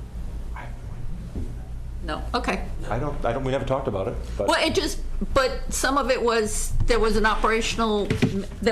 landscape maintenance plan that was provided a while back, and that did talk about, it talked about a lot of things like reseeding and fertilizing and irrigating and stuff like that, and so that's what triggered me to ask the questions. None of that. None of that, No okay. fertilizer, no fertilizer. Okay, thank you. And you did read the, I forget what that even called, what do we even call that thing? What was that document called? The, Operational, yeah. Yeah, no, maintenance, yes. landscape maintenance Yeah, plan. and that was provided. And that was over, all right. But anyway, so in terms of where we are, Well, you're very happy with the project, and you're going to ask us to continue for 2 weeks. so the 28th works for you? I'm all yours. I'll be here on the 24th. Yeah. Any comments or questions from members of the audience? No, okay. Can I have a motion to continue the public hearing till August 28th? Second. All those in favor? Aye. Then we'll see you on the 28th. And so we'll just basically see what we have to do about those trees. And then depending on what you guys find, we might just have to give you a revised plan on that. And that should be good. Thank you very much. Thank you. Thank you. Appreciate all the help. Moving on to our 7:45 PM agenda item, it's a public hearing for Polewski, 60 Elm Road. Under Massachusetts General Laws, Chapter 131, Section 40, the Wetlands Protection Act, and Westford's non-zoning wetlands bylaw, Chapter 171, the Westford Conservation Commission will hold a public hearing on Wednesday, August 14th, 2024, at 7:45 PM in Meeting Room 201 at Town Hall, 55 Main Street. Consider the notice of intent application of Gary Polewski for the removal of pavement and installation of a pea-stone driveway, removal of a concrete block wall, removal of a walkway and installation of a new walkway, and removal and replanting of vegetation within 100 feet of Nabnasset Lake bank and bordering land subject to flooding, and repair of a wall, ramp, and stairs within Nabnasset Lake and bank at 60 Elm Road. Hi, Good evening. I'm Gary Polewski, the homeowner, and John Russo is our landscape architect that's hopefully going to let my dreams and hopes come to fruition.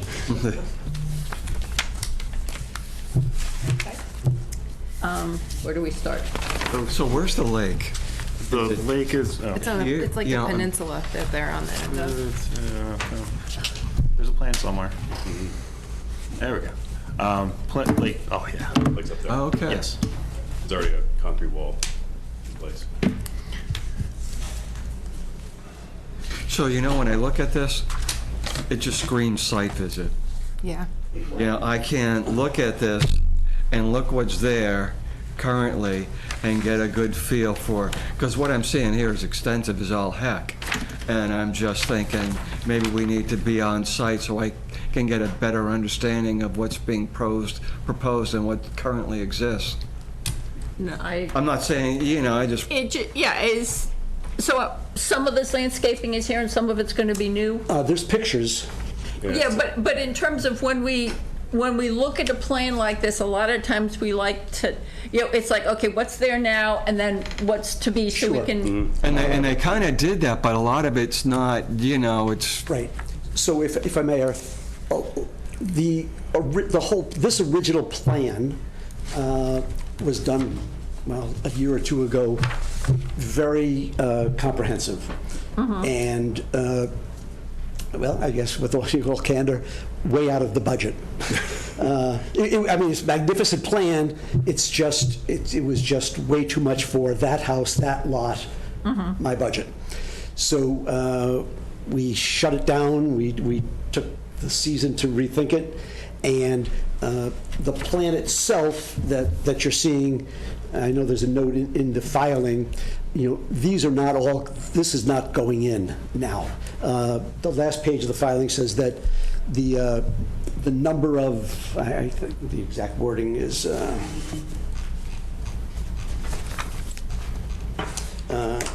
quantity and size to be proportional to the project and budget, right? Yeah, so right there. So this is the old plan? Well, it was It was an updated plan. It was an updated plan. What we're doing today is really primarily, it's the hardscape. It's the what? The hardscape. Hardscape. So the plantings will come later as funds are available? And so what you're showing us is what your end state is envisioned? Without the actual numbers. So, I can't read it all from here.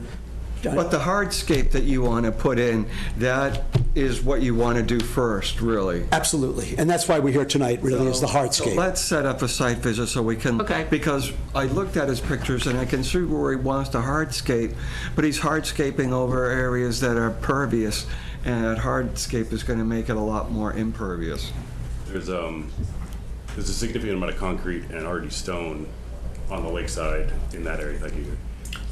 So where it shows the kind of the round rectangular pattern, that's on 100% existing concrete slab. There's no. Yeah, and that's why a site visit's going to help. And so just, for the members of the public and those watching at home, could you kind of briefly hit the three areas, phases of, high level, what's being proposed in what area? Sure, yeah. Just again, I'll start in area, for the record. Start in area A. So right now in this area here, this is the parking area on the street side, on the Elms Road side. Right now it's broken up asphalt, pretty much, and some gravel and some weeds and some everything else. So the goal was to take all that asphalt out and just basically have a pea stone driveway, permeable pea stone driveway.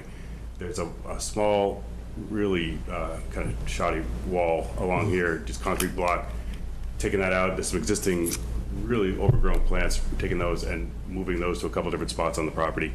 Nice hydrangea, nice Rose of Sharon, keeping them, bringing that wall out just a little bit to allow for a little bit of planting, lower plantings to just, add a little curb appeal when you pull into the driveway. The property line itself, as you can see, is kind of odd. Has angles, so we're just going to look at to band that with some cobbles, and that's the neighbor's stone wall right there. We're just going to just dye it into that, and then there's a fence that's existing along here. We're just going to dye it into that, and then that area just to help contain the pea stone from getting onto the asphalt and getting into the beds would be contained with banded with the cobbles. We are going to do just a raised cobble along here. That just helps getting a little bit more soil into the plants. There's an existing concrete walkway that goes up to the existing deck that was just recently redone. Those concrete pavers are coming out, and we're going to use a regular bluestone with 1/2-inch joints to allow for some water to penetrate through. Just 1 second, John. Oh, Sorry. Matt, it may help, I think, if. So that's area A that. Yeah, I'm talking about. So that's the existing fence over there. The wall is over here somewhere. That's the house that's covered by those shrubs. Those shrubs are going to move. And then this area is all going to get cleaned out, and then nice 1.5 inch of pea stone, 3/8 inch pea stone.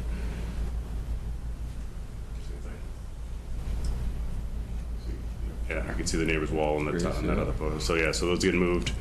Those get moved out to the side and immediately planted, so they survive. This is the right side walkway through that little pergola. So there's existing, you can see the existing concrete pavers. We're just gonna make it a little bit more organic, using a natural stone, like I said, with half-inch joints to allow for some water to penetrate through. Right now, there's almost no joints on them, and that walkway will loosen up to a stepstone path that takes you around to the lakeside and takes you over to gazebo. There's about a 14-inch grade change between here and there. Those existing shrubs and all the existing trees are staying. So we just need we're going to put a couple steps, just fieldstone steps, set on a little bit of gravel right there. No masonry whatsoever. And here underneath, it's hard to see in this photo, but underneath this grassy weed, there's a bunch of loose stone. So we were going to take that up and then use that same stone that we're using in the front walkway to around this area here, the irregular bluestone. And then this area right here, there's an existing concrete slab that's in good shape. So we're just going to add some stone on top of it. Right there. And here. This is the wall along the lake. It's not changing. They're just going to add a stone to make it a little prettier, basically. That area is some wood boards that are a death trap as far as extremely slippery when wet. So we're going to change those out and make it a safer ramp. Yeah, not protruding into the lake, ending at the property So line. extending as far as this one does? Right. Yes. Yeah, not changing that. And that ends and not right changing the at the slope water or the line. drainage or anything else. It is very slick. Did receive 2 letters of support included in provided to the commission this afternoon from abutters at 658 Elm and 55 Elm. Just for the record. 57 said, great, but they're renters from its family, it's a Doherty house, and When you were talking about relocating the Rose of Sharon and the hydrangea, because of the size of those trees, were you thinking of irrigation, or you're just going to hand water to get them established and settled in? I think because budget-wise, we're not going to do irrigation, but we are going to do a soaker hose with a timer. Okay, I just, because one of the questions is when people start talking about, doing landscaping and then wanting to irrigate to support it, and No. no, okay. I'm trying to do minimal lawn, as you can see. There's a very, but there's a bunch of shrubs. There will be eventually a bunch of native shrubs. There's some existing clethra already on the property. Also get some winterberries, some inkberries, some other native plants and sweet fern, all that stuff will be introduced on the property once we get into the. And Margaret, the ones that he's taking out from here Yeah. are going to go. This is a gazebo. That's already there. And this is the property line, and around 8 feet over this way is the deck of the adjoining house. So it's going to give them some privacy. Okay, but I just wanted to make sure that you thought about how you're going to get them to live. Yeah, and they were very much in favor of it, as certainly we are, but this is just totally exposed right now with this a drip edge, a foot crushed stone around the gazebo now. Originally, the gazebo was supposed to be a deck in the front, right? Pardon me? The gazebo originally was going to be a deck in the front, and then that project fell through, and the gazebo was built. A couple of years ago, we had hoped to build, the issue is, mosquitoes. And it just turned into a very expensive mosquito fix. We tried to do something up here on the existing deck with a screened area. And it's a converted cottage. This roof line is very, very low. And the footings weren't going to be strong enough to support a structure above it. So we said nope and ended up buying a gazebo and having it placed. I remember. Good memory, though. Matt, would we want to see where, do you think erosion control is important, given the work they're proposing?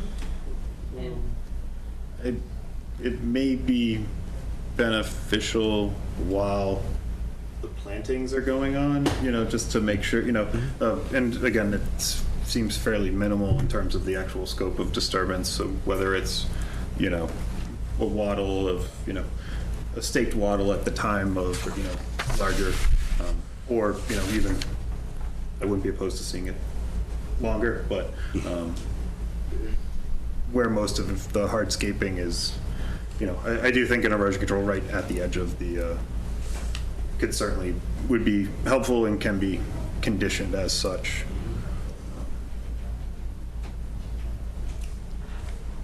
Any questions from members of the commission? Comments or questions from members of the audience? One question, there was some discussion about the phasing of this. The plan is to do part C first? Is that it, the hard stuff, the stone?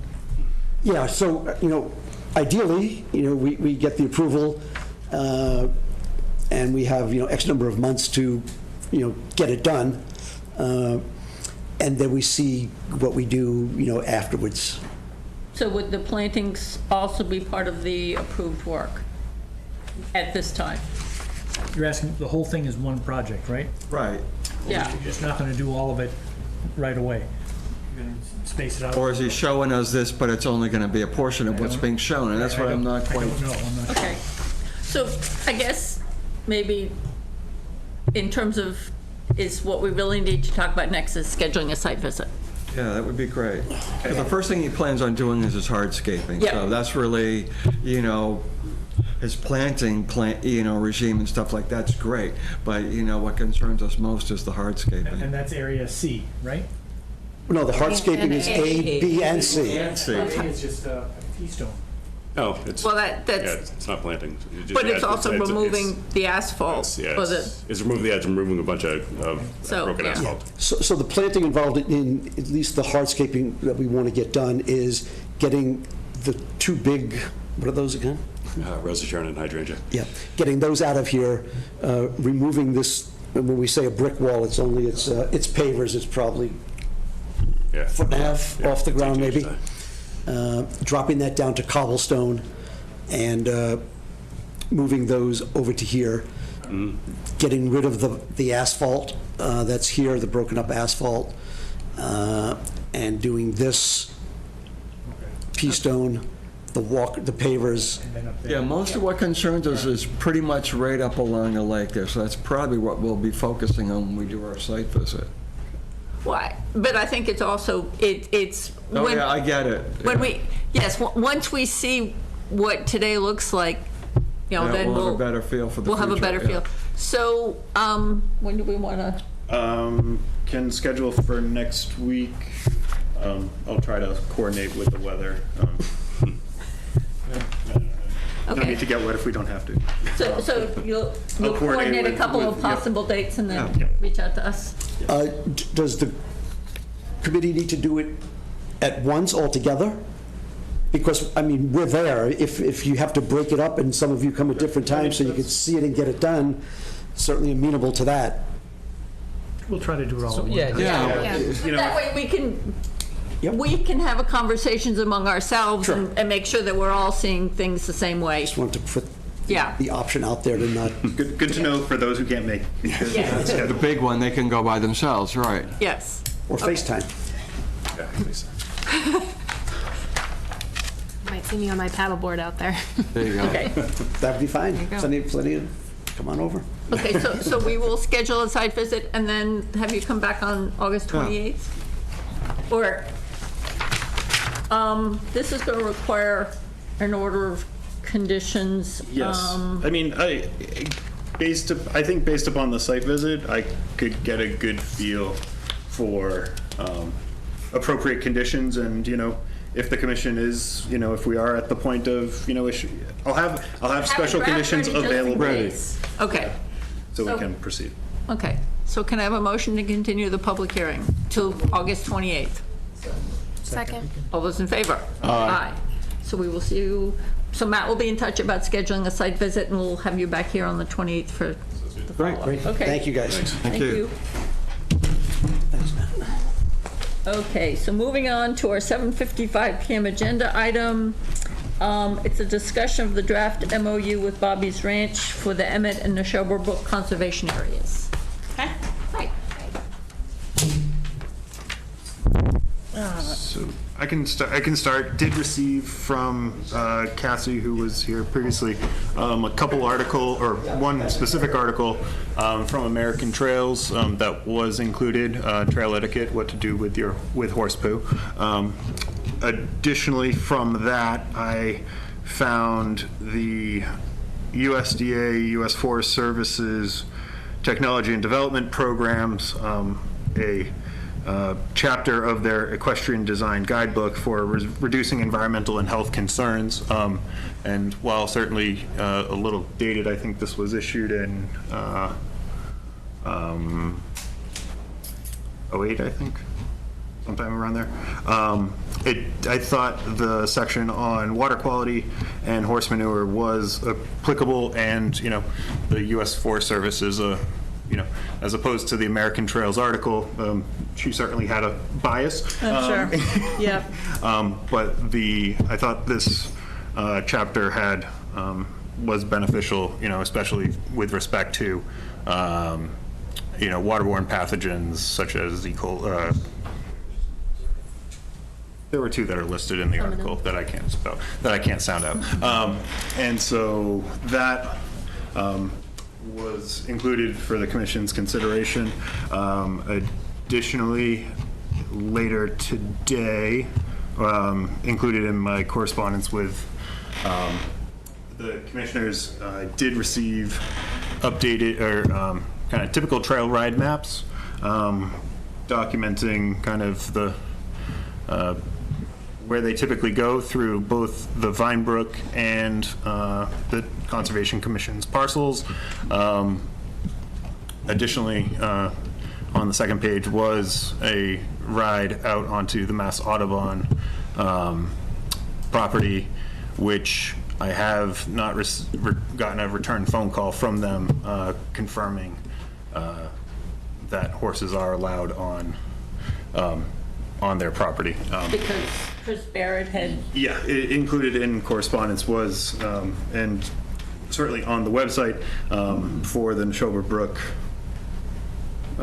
Mass Audubon land, it does say dogs and horses prohibited, but I wanted to verify that with the regional director, or I forget their title, with Mass Audubon, who's, verify that. Okay. As opposed to just, stock website language. And I haven't heard back, but. There are marked horse trails on some of their properties, not extensive throughout their property. Right, and so that's why, wanted to double check. And based upon this information and the discussion at the last meeting, did kind of start a draft memorandum of understanding, again, for both Bobby's Ranch and for the commission to review and, to provide feedback on. I can certainly change this, but again, I wanted to have a starting point. Again, even the history, I think the history is important, but I think the crux of having, the responsibilities of, how both shall be operated on the property. I think that is kind of the most important pieces of the draft MOU at this time.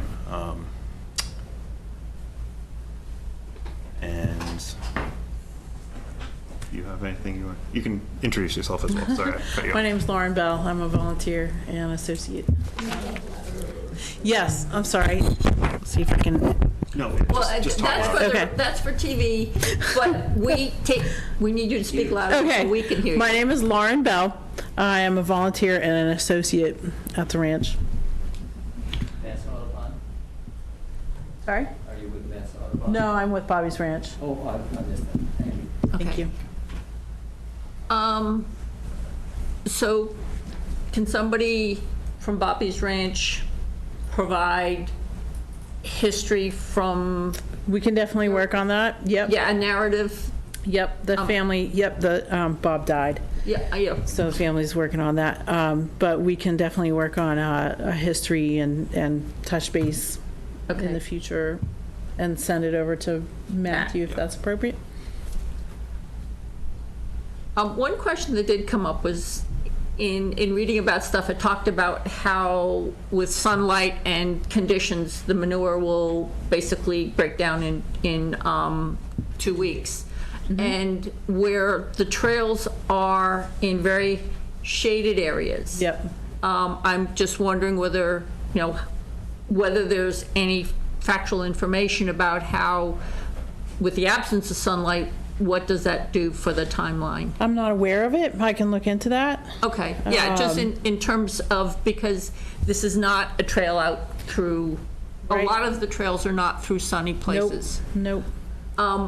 And also, I think, one of the concerns is really, we want to pay attention to the way we set things up so that there's minimal horse traffic around, do Around the everything we perimeter of can the to. pond. Yes, and I think, Matt, one of the things we may also want to do is, there's been talk about putting up signs, about signs like that, but also if there are trails where we've come to the conclusion that there is no, the Audubon trails could be accessed without using a section of trailers, we may actually be wanting to mark parts of the trail with, no horseback riding there. And I'm just missing a connection. Oh, and also, I think draft a letter to send to Cavallaro or whatever is on Powers Road so that any horse establishments in the area are also informed about what's going on here so that we're not looking just at Bobby's Ranch having to change behavior. Okay. Yeah, I know there's a couple, actually, there's a couple other I can, I'll do a little research into, the Okay, surrounding yeah, areas. because I think, it's just, we're trying to address this with everybody, not just specifically with Bobby's Ranch. Jim? What did it mean to have the manure cleared from the trails within 3 days? Pushed off to the side, picked up, disposed of back on ranch property? Again, that was kind of, Not decided yet. I wanted to, use it as a discussion point. Again, it's consistent with the town sign, this sign's at the rear of the Stony Brook Middle School. There's also a similar one at the access gate going up the main access road at the Stony Brook Conservation Area. It's brown and not, I think it's wooden. But, where the commission at one time, again, I wasn't able to figure out when these were put up, but, the language was clear manure off the trails. Exactly, and so, what, having the discussion now with the commission as what that actually means, When Bobby had come in years ago, it was actually picking it up and taking it back to the ranch property. That's what he was talking about, using a trailer of some sort. But Or a cart or something. This kind of leaves it open, yeah. Well, but this is also Stony Brook Conservation Area, which may be, in terms of. Putting up that sign, I don't know when that came up. Well, but some of it is Neshoba Conservation Area. It's much more, there's much more horseback riding activity, so maybe we need to be a bit more thought out and intentional about how things get done and what should be done. Okay? We want to get this right.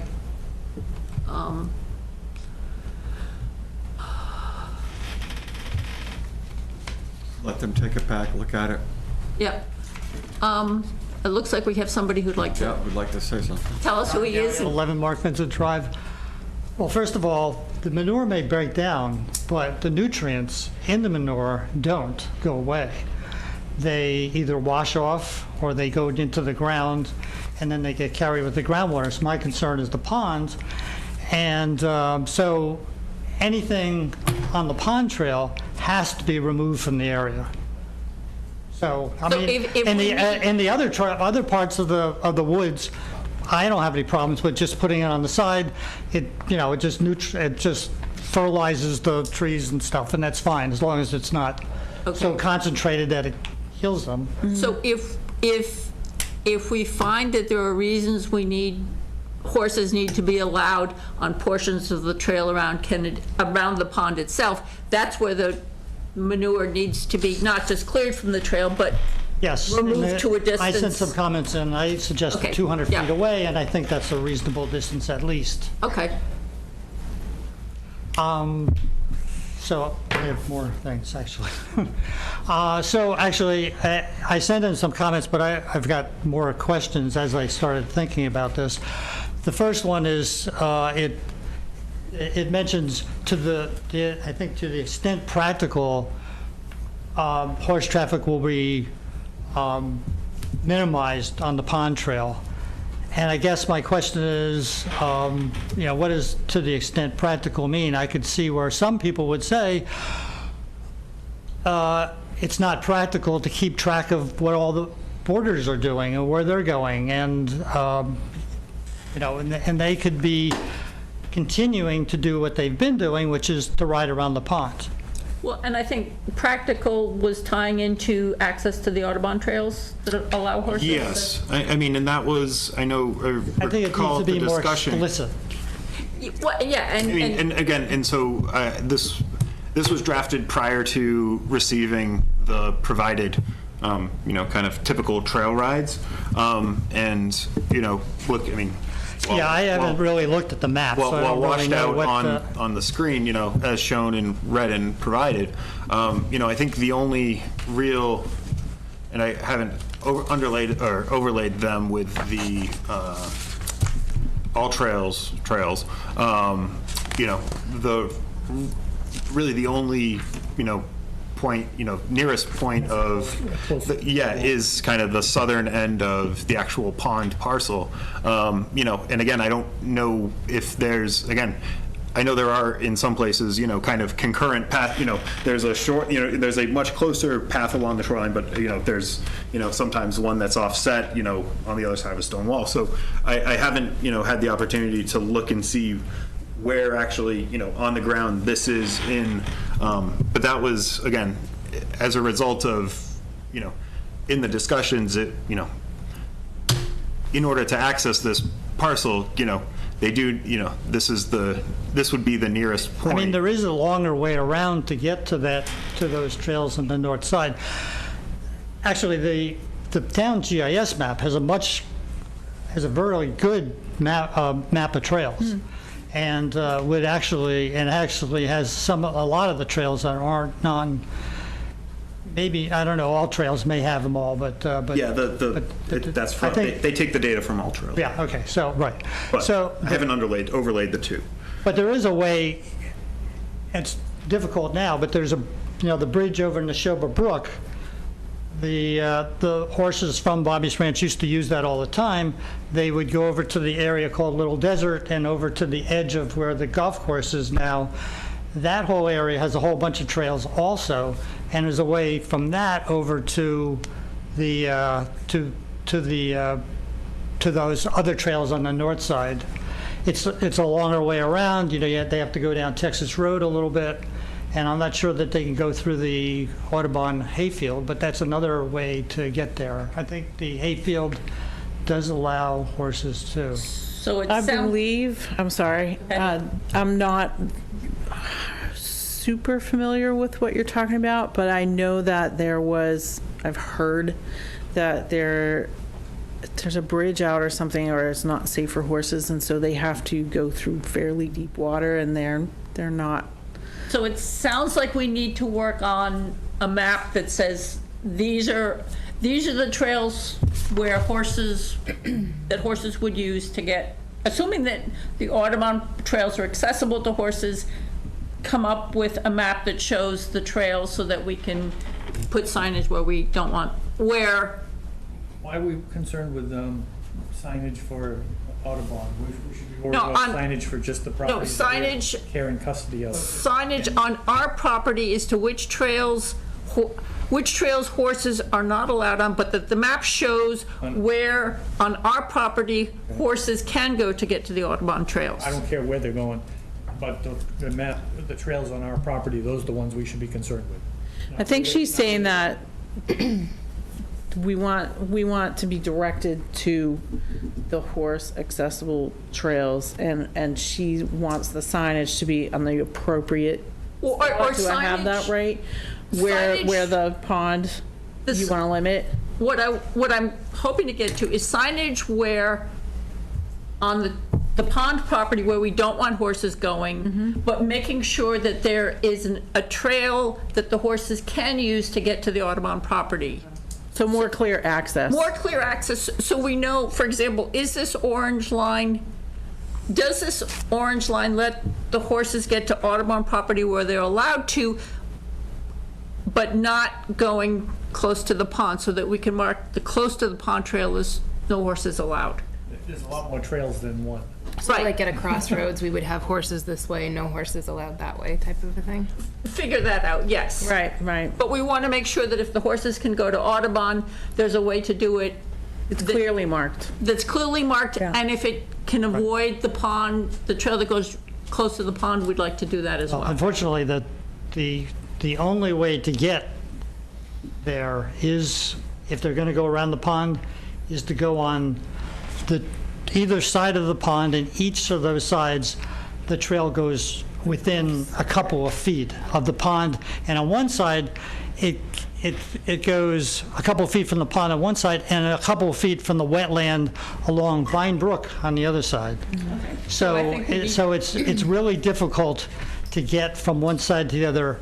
Right, and right next to the water if they're going to go around the pond. And this, as shown, Vine Brook is to the left of the left over here. Right. So again, this is, to your point, avoiding, two sides of sensitive areas, as opposed to, this, which only has. So I think that they've taken into account that concern. So another question is there a thought about putting a bypass trail, which would connect?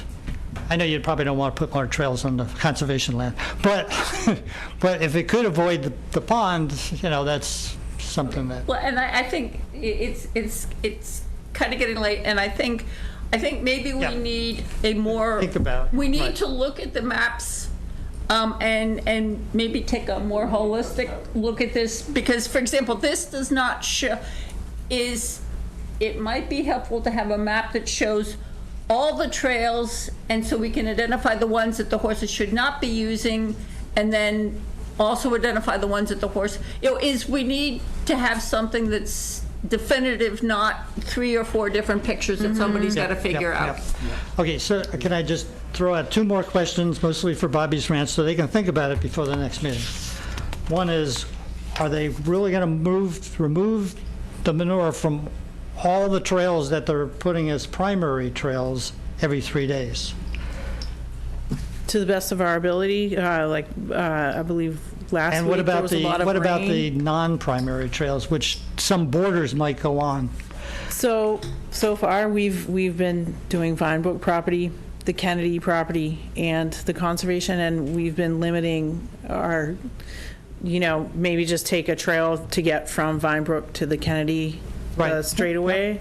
We've been out there several times with several folks. And I can see that, you folks are right on top of things right now, but I'm thinking a year from now, 2 years from now, or is the level of focus going to be the same? And maybe what we need to do is as part of this MOU, it needs to include how you will communicate to boarders, people who go off and ride independently, in terms of what their responsibilities are. But obviously, we can't police those people. We can go afterwards and clean it up too.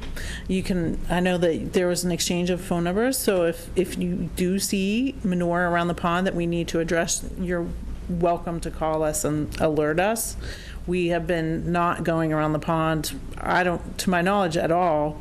And like I said, I agree, because I've been going there, and I haven't found any manure. So ever since the cease and desist was issued. So my understanding was that at the last meeting, this is a beginning of a relationship, and it sounds like we're going to touch base to evolve the relationship. So my last question is, how are you going to clean up the manure that's smashed and smeared on the trail when we have multiple horses going on it? So we take rakes, and our rake, a heavy-duty rake, works pretty well, as best as we can. Okay. I do believe, these last few rounds, we're cleaning up manure that's been there for years, And so now we're sort of like at a base level where we hopefully can keep up with it to your satisfaction. So some of what we may also have as part of these documents is what's the protocol for dealing with stuff. Okay. Noelle, you had a question. Last meeting, there was a mention that there were new trails that had been blazed, so when we do the... Oh, and not necessarily by the horses. No, by Bobby's Ranch. They had mentioned that they had been blazing new trails over the years. I think that was in the past. Maybe Right, Bob communicated with them to some degree that they wanted less pressure on the pond, and my understanding was that that was in regard to that. So it would probably have been over the last, I don't know, was it 2017? So last 6-8 years. So I'd like to see like an overlay of the maps that show like what the trails actually are and what is there right now. Just maybe, because I don't know that we want new trails being blazed and conservation. Right, I mean, but from a practicality standpoint of the MOU, that's a point of like, how are we going to, new trail, going forward, what's the, establishing that, again. Right. What's the protocol for it? Might say, hey, there seems like a route that we can access the Audubon Trail. Can we go ahead with that? That's what we'd like to see here. Okay. That makes sense. So proposing alternates. Yeah. Okay. Continue Yeah. discussion at okay. a later date. Yeah, I think And that I do makes want to sense. acknowledge that I think that you've been heard, and that you are doing what you're doing. Yeah, you. and we appreciate it. I acknowledge that. Thank you. Okay, thank you. All right, thank you for your time. Any other members of the audience? Just Oh, and any comments or questions that other members of the audience might like to make on this topic? no. Okay. Yeah. Thank you. Thank you. Okay. 8:10 p.m. agenda item. We have an appointment with Bill Harmon, the bear poster at Trail Kiosks. Yes, thank you. I requested having an opportunity to talk to the Conservation Commission about the bear poster that's there now, because it's partially true but partially not true. And so I'm proposing that it be replaced with one that is entirely true. The part that's true is that there are bears, many bears in Westford. The part that's not true is it says that bears are dangerous to people. And the actual record shows that there have not been any actual cases in which a person was injured, a person in Westford was injured by a bear. And even in 1 year, there are people injured by driving a car. That's very common, and even deaths. And so relative to the fact that I feel comfortable driving in or riding in a car or driving it. And for that reason, I feel, by the way, I walk in the woods quite a lot, and I've never been afraid of bears in any way. I saw a bear one time, and he was eating all the bird seed in our bird feeder. And Marion and I noticed this, my wife and I noticed this, and we got out of the car because we were getting ready to go away. Got out of the car to watch the bear, and it was interesting because the bear just sat on the ground comfortably eating all the bird seed, all our bird seed. Well, I have proposed a poster to replace the incorrect with. And maybe you could project that. Oh, there you go. I also have copies, but anyway, could take one home. So this is pretty short, and this is just my draft. If the Conservation Commission, by the way, the place I'm thinking of having this posted is the trailhead on Cold Spring Road that goes to the Stone Arch Bridge, because that's a very well-used. You mean where the existing poster is now? Yes, that's what I meant, yes. Okay. So I guess maybe I've already made my point. I would just be repetitious to say. Girl Scouts had put those older posters together, and I think they did it in consultation with the animal control officer. Just going by memory of when they did this years ago. I don't remember what troop it is, but maybe that QR code. Well, a Girl Scout troop 69104. Very different kind of So- poster so- than what we. All right. Bill, And so those Good kids point. came up with the posters and worked with the animal control officer to produce it and put them up. with our approval. With our approval, yes. So I think it would be a good idea, if you want to change something on it or modify it, that maybe you should talk to the Girl Scout troop leaders, not the girls directly, go to the Girl Scout leader and the animal control officer, and maybe get a, you can show them your draft. Revised. Yeah, and just in terms of if the poster needs It was some kind of a project new that the young girls information, had but yeah, done. is, instead of, we had a group that saw a need, came up with a poster, went through the process to get it posted. If you have new information where we want to modify the poster, get an updated, one that hasn't been had weather damage, is work with them to get the new poster formatted and come to approval. We're involving the younger people in our town, getting them to take an interest in things and doing stuff. And we would really like you to work with them to update this rather than replacing what they did with something else, with them not being part of the process. It's very reasonable. I'm glad I came because that sounds like Yeah, and excellent I think, advice. Matt, can you give us, I can try and find the leaders' names. I think they're in Carol's emails, but I can. It was that long ago. I think it's a great idea. yeah, Yeah. Just- yeah, I can try and me too. find I them. like that idea. yeah. What? All right, I'll do that. I didn't Yeah. think so either, yeah. But thank you for bringing it forward. Where it says they're dangerous. You're welcome. Well, it will help hopefully modify what's currently being, Yeah. presented out there, and Makes sense. Yeah, definitely bears with Westford, for sure, so. yes. Sure, yeah. Okay, Okay, thank you. Thank you. thank you. Good night, Thank Bill. you. Good night, Bill. Right. Moving on to our 8:15 PM agenda item. Morning. Camp Neshoba East Boston Camps and a request to serve alcohol at an event by D-Free. I don't think he's here, but he's holding, I think, a 60th birthday party for their mother. They're requested to serve beer and high noons, and I'm... And wine. Oh, beer, wine, and wine. And as such, the request is to come to the commission. Typically, the commission requires that the alcohol be restricted to a building, i.e. the dining hall. They acquire limited liability insurance, which I fairly certain has been provided to the rec department as a part of their rental agreement, and have a tip certified bartender, which I also certain they've found a attendee of the attendee who is tip certified. So if, while they're not here, if the commission has any questions, I think this is the last meeting before the event. Yeah. The request was started processing back like 2 months ago, right?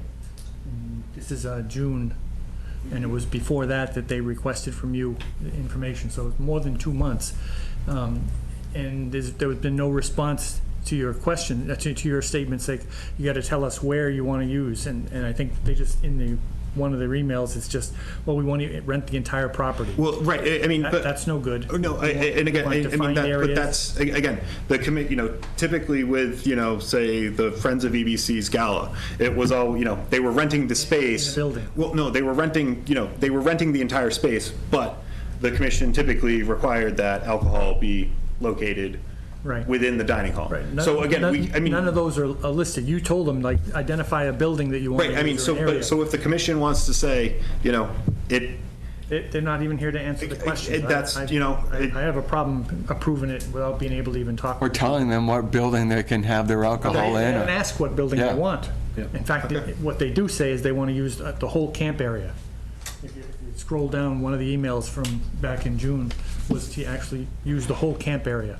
And it didn't say when it was going to end either, just a question mark what time it was going to be over. and that's been... There you go, right there, right there. The day rental is EBC entire camp area, kitchen, dining hall, and bathhouse. Right, again, that's the, so this is from the recreation department to him saying, this is, you know. Right. She asked him, can you confirm these things? And He I didn't had- see any he- confirmation on any of them. And then So the it time, has- 11 a.m. until, I don't know, doesn't say. There's no request.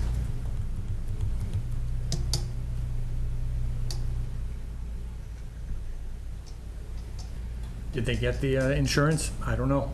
Doesn't say. Did they have a tips bartender? Maybe. Who is it? I don't know.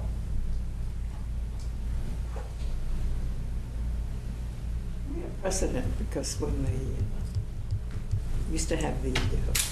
And I think the date was, is coming up, 24th. The 24th. Yeah.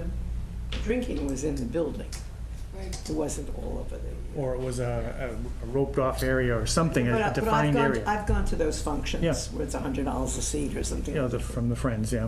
And the drinking was always in that building. It was not, it wasn't you walking outside with your drink. Yep. So it was confined.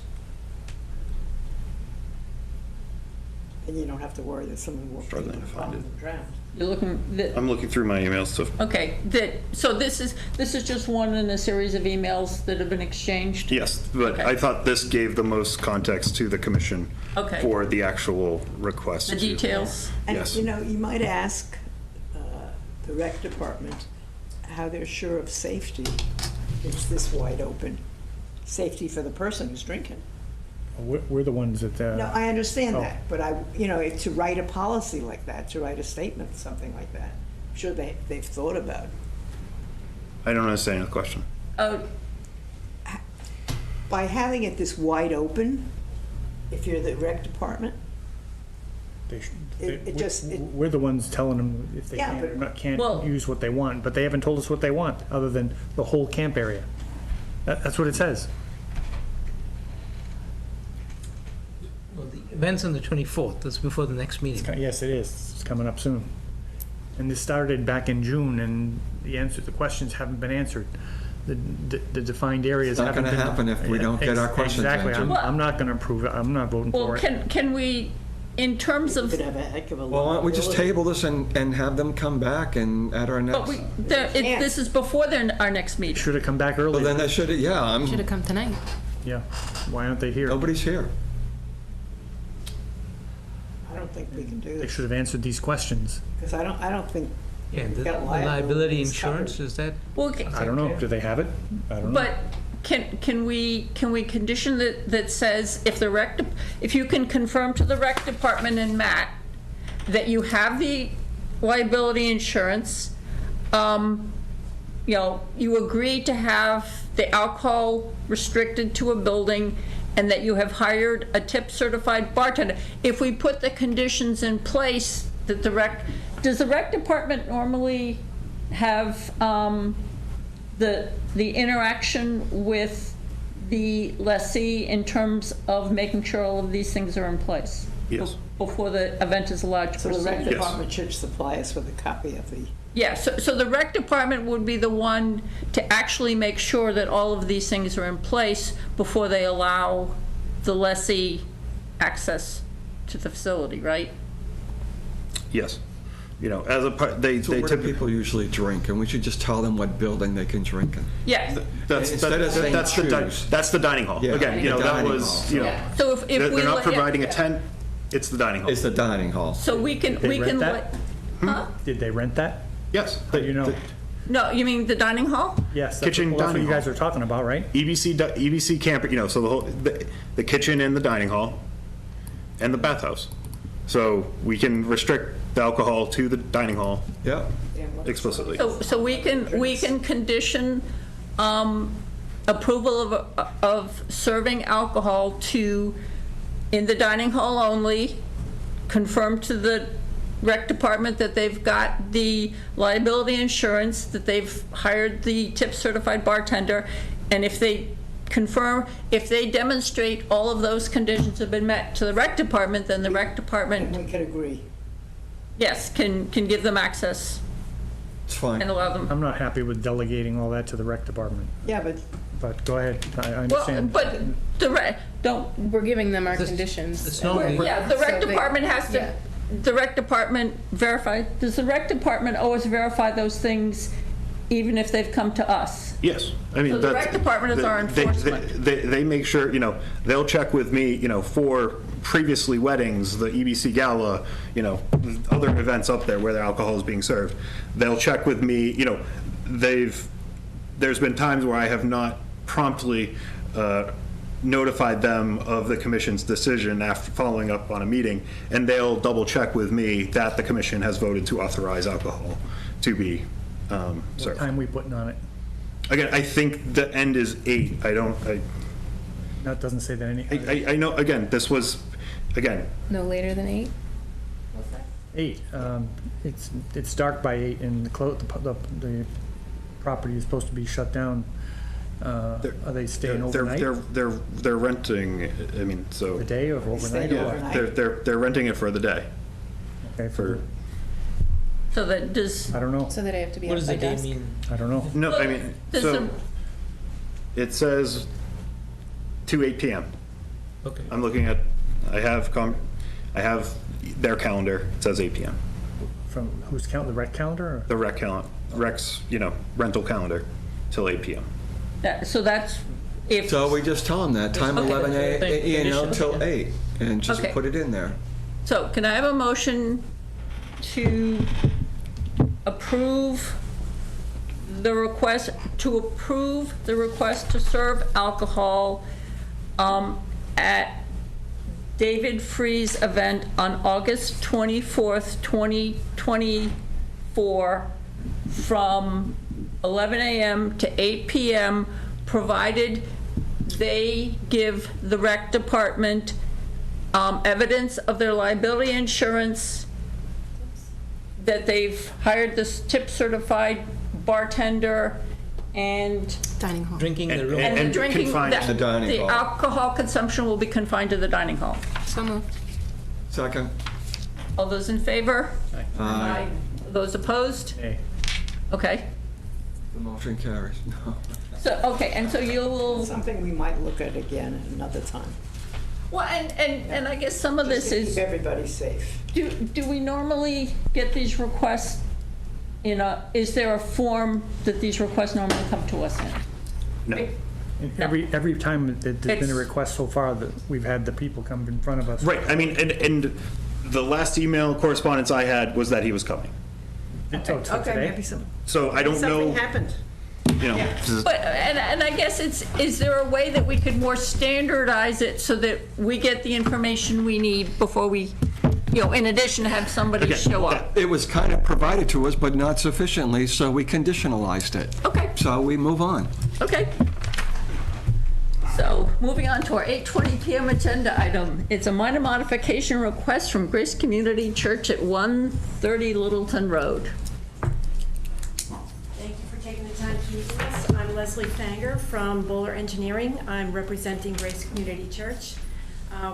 As you just noted, we're requesting a minor modification to the order of conditions that was granted in 2019. The gist of the request is that they would like to delay planting until the spring of 2025.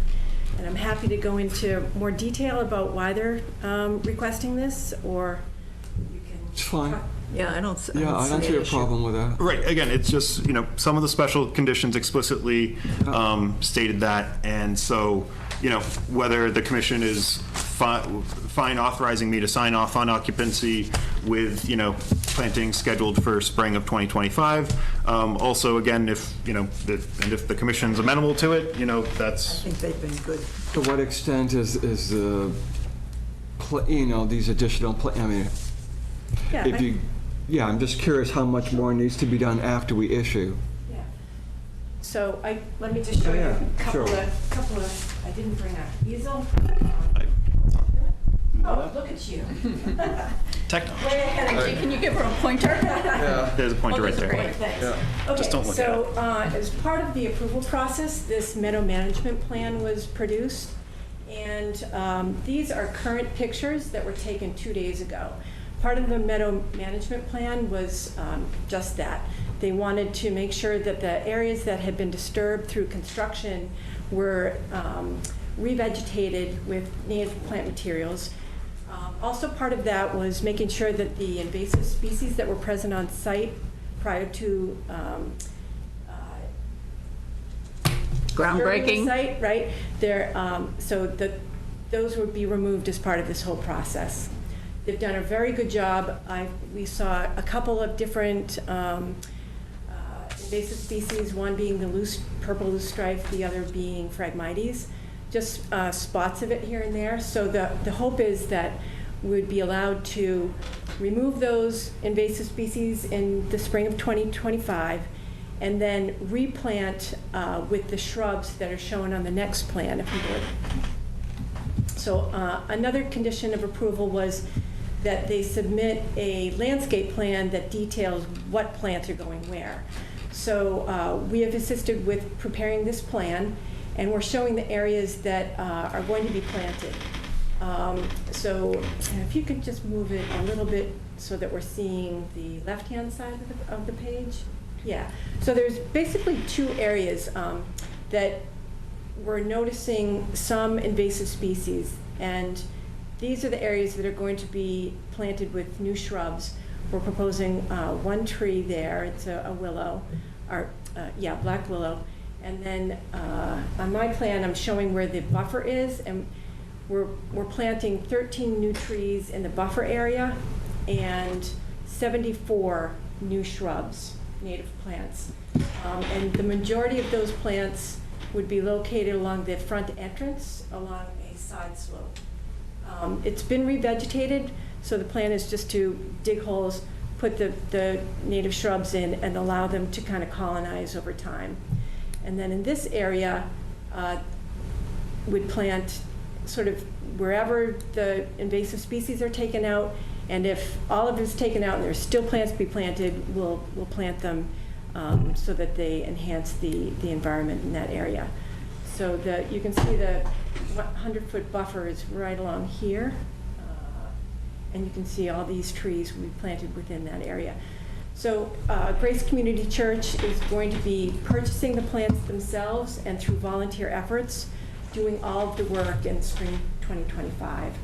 And part of the reason that we're asking to delay is it's right now the site is still disturbed. There's still construction activity. The land hasn't been graded to the finished grade, and you always want to put the plants in after finished grade has been established. And then, of course, in the spring, it's optimum time to plant. Sounds fine. Yeah, I think they've been good stewards. The photos, again, specifically around kind of the old farm pond, that's well vegetated. I think as a part of the meadow management plan, it was supposed to be planted with a native seed mix. But as evidence from the existing photo, it's very well vegetated and with, I'd say predominantly goldenrod, because I was sneezing for a while afterwards. But it's very well established now, and I don't think removing to replant, I think it's in a good state to start off and go forward. It's fine. So can I have a motion to approve the minor modification request for the planting as specified in the order of conditions? So moved. Second. All those in favor? Aye. Thank you so Thank you. much. Thank I you. really appreciate your time. Thank you very much. And I'm glad Appreciate we were your able time. to You have to wait for us. get out of here quickly. So, moving on to the Discussion items. back side of the agenda. Yeah, really. Another half. You too. Thank you. I do not have any update on the Keys Road discussion at this time. With respect to the Stony Brook Conservation Area user concern follow-up, I did receive a police report from 2 weekends ago, the first weekend of August, in which a detective on the bike patrol cited someone on site for grilling as they were grilling under the no grilling sign. Nice. So I have that. If any of the commissioners would. Was there a photo op? I don't. There wasn't one That's attached. probably redacted. Yeah, that's not in the. It's not in the police report. But the description is, and it is. It made me chuckle. So the police department is. Again, police, the bike patrols, they're regular. They're doing their job. They have a presence, and again, it was great to see, someone actually cited and, But you want to let. Gotta start somewhere. Gotta start with one. But there wasn't any last weekend either. But there were no. The word will get around. I hope so. And so, the police department has been very diligent about, sending patrol cars through and, when possible, staffing, the bike patrols. And again, we have You might send them a note that says, thank you, we noticed it, we think it makes a difference. I think it was on Facebook. I'm not certain, but June McMorrow had sent me a copy of it. It was like a paragraph written by the Westford Police Department explaining that they had their ATV patrol in the area up there, and that they found a whole bunch of garbage on the beach, trash, like we've been complaining about. A lot of people have. They picked it up, they cleaned it, and they asked the public to be aware of what's going on. I haven't checked their Facebook page in a while. I think that's what it was on. I'm not on Facebook. I'll double check. So But I'll it certainly. wouldn't hurt for us to say thank you. Yes, with a I little will. note. Yeah. I will send something I would to appreciate the that. captains and the sergeants and the patrolmen who are, out there. Dealing with the public. Yes. Yeah, that would be good. Just send us a copy of what you sent. We're still collecting all their police reports. I check, Sierra and I check, once, twice a week, we have a running tab of good. asking, but their records, supervisors, very good about getting them to us in a timely manner. Well, that feels good. Yeah. I do not have an update on the Edwards Woods, and nor what you provided. I just haven't had. Freedom Park improvements. I'm meeting with the Director of Public Works out there next week, to discuss kind of more permanent demarcation of the no disturb buffer. What works for them in terms of what's operationally practical for them, but also establishes, make sure that it doesn't get unintentionally cleared. And you saw the pictures? And the discharge pipe that Margaret and some of the residents had noted. But Margaret did send me photos from 2022, 2023. 2022, there was the bittersweet infestation. 2023, when they had come in and clear cut with that big heavy piece of machinery, you can see the tracks of the heavy equipment going across the lawn and through the buffer, clearing right down to the water's edge. There were vehicle tracks right at the water's edge. There's no vegetation left. This is done in September.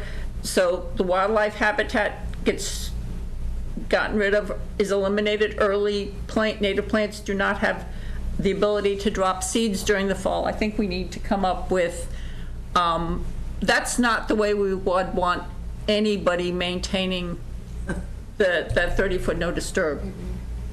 So yeah, it just. So we say thank you, and now here's the new plan. Well, but some of it also is, when I was taking out bittersweet and poison ivy, to get out the poison ivy roots, I was pulling up locust stumps and locust roots, which is, I think, part of why they had the heavy equipment in there. Now that we've gotten all of those invasives out, hopefully they have something between a lawnmower and that big equipment that they use for clearing the vegetation and the brush on the sides of the roads. Yeah. There's got to be a middle piece of equipment that they can go in to just cut later it, in the October. Similar to kind of the meadow management, Yeah. the meadow special conditions for some of the recent order of conditions where it's, cut to, 6 inches, you're 6 to 12 inches, you're leaving, some of the ground cover, but you're, keeping it low. Well, and can we also do it later than in September so that plants have a time to drop their seeds. Yeah, and I think I think they'd certainly be amenable to that, because I know the old landfill, because that gets mowed annually, and that was, I think, one of Carol's initiatives was to mow it later.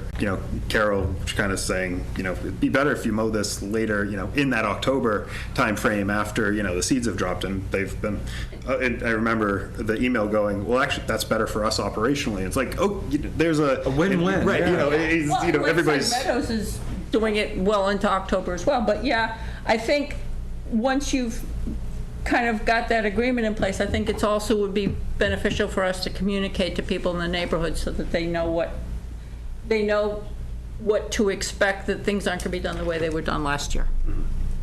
Okay. Summer Village. I do not have an update on that.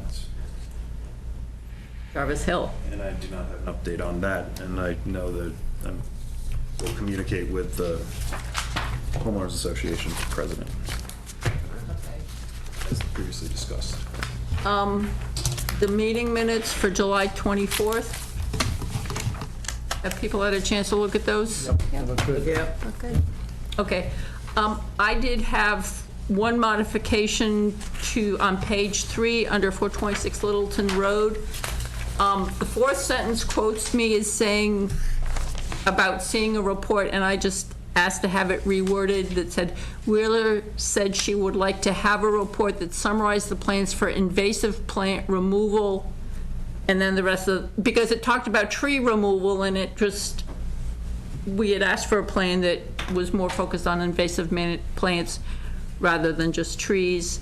And on page 4, in the middle paragraph, Jim, you're quoted as advising Jay Miller about calling the police when they see The partying on the, yeah, and I just, cutting down branches and trees. yeah, bringing and lumber I just had, police non-emergency line, just because we don't want them calling 911.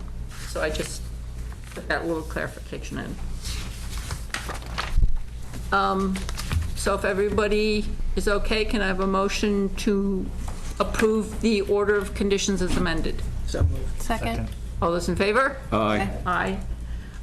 And the executive session minutes, any that were sent out separately? Today, yeah. Any comments or questions? They look fine.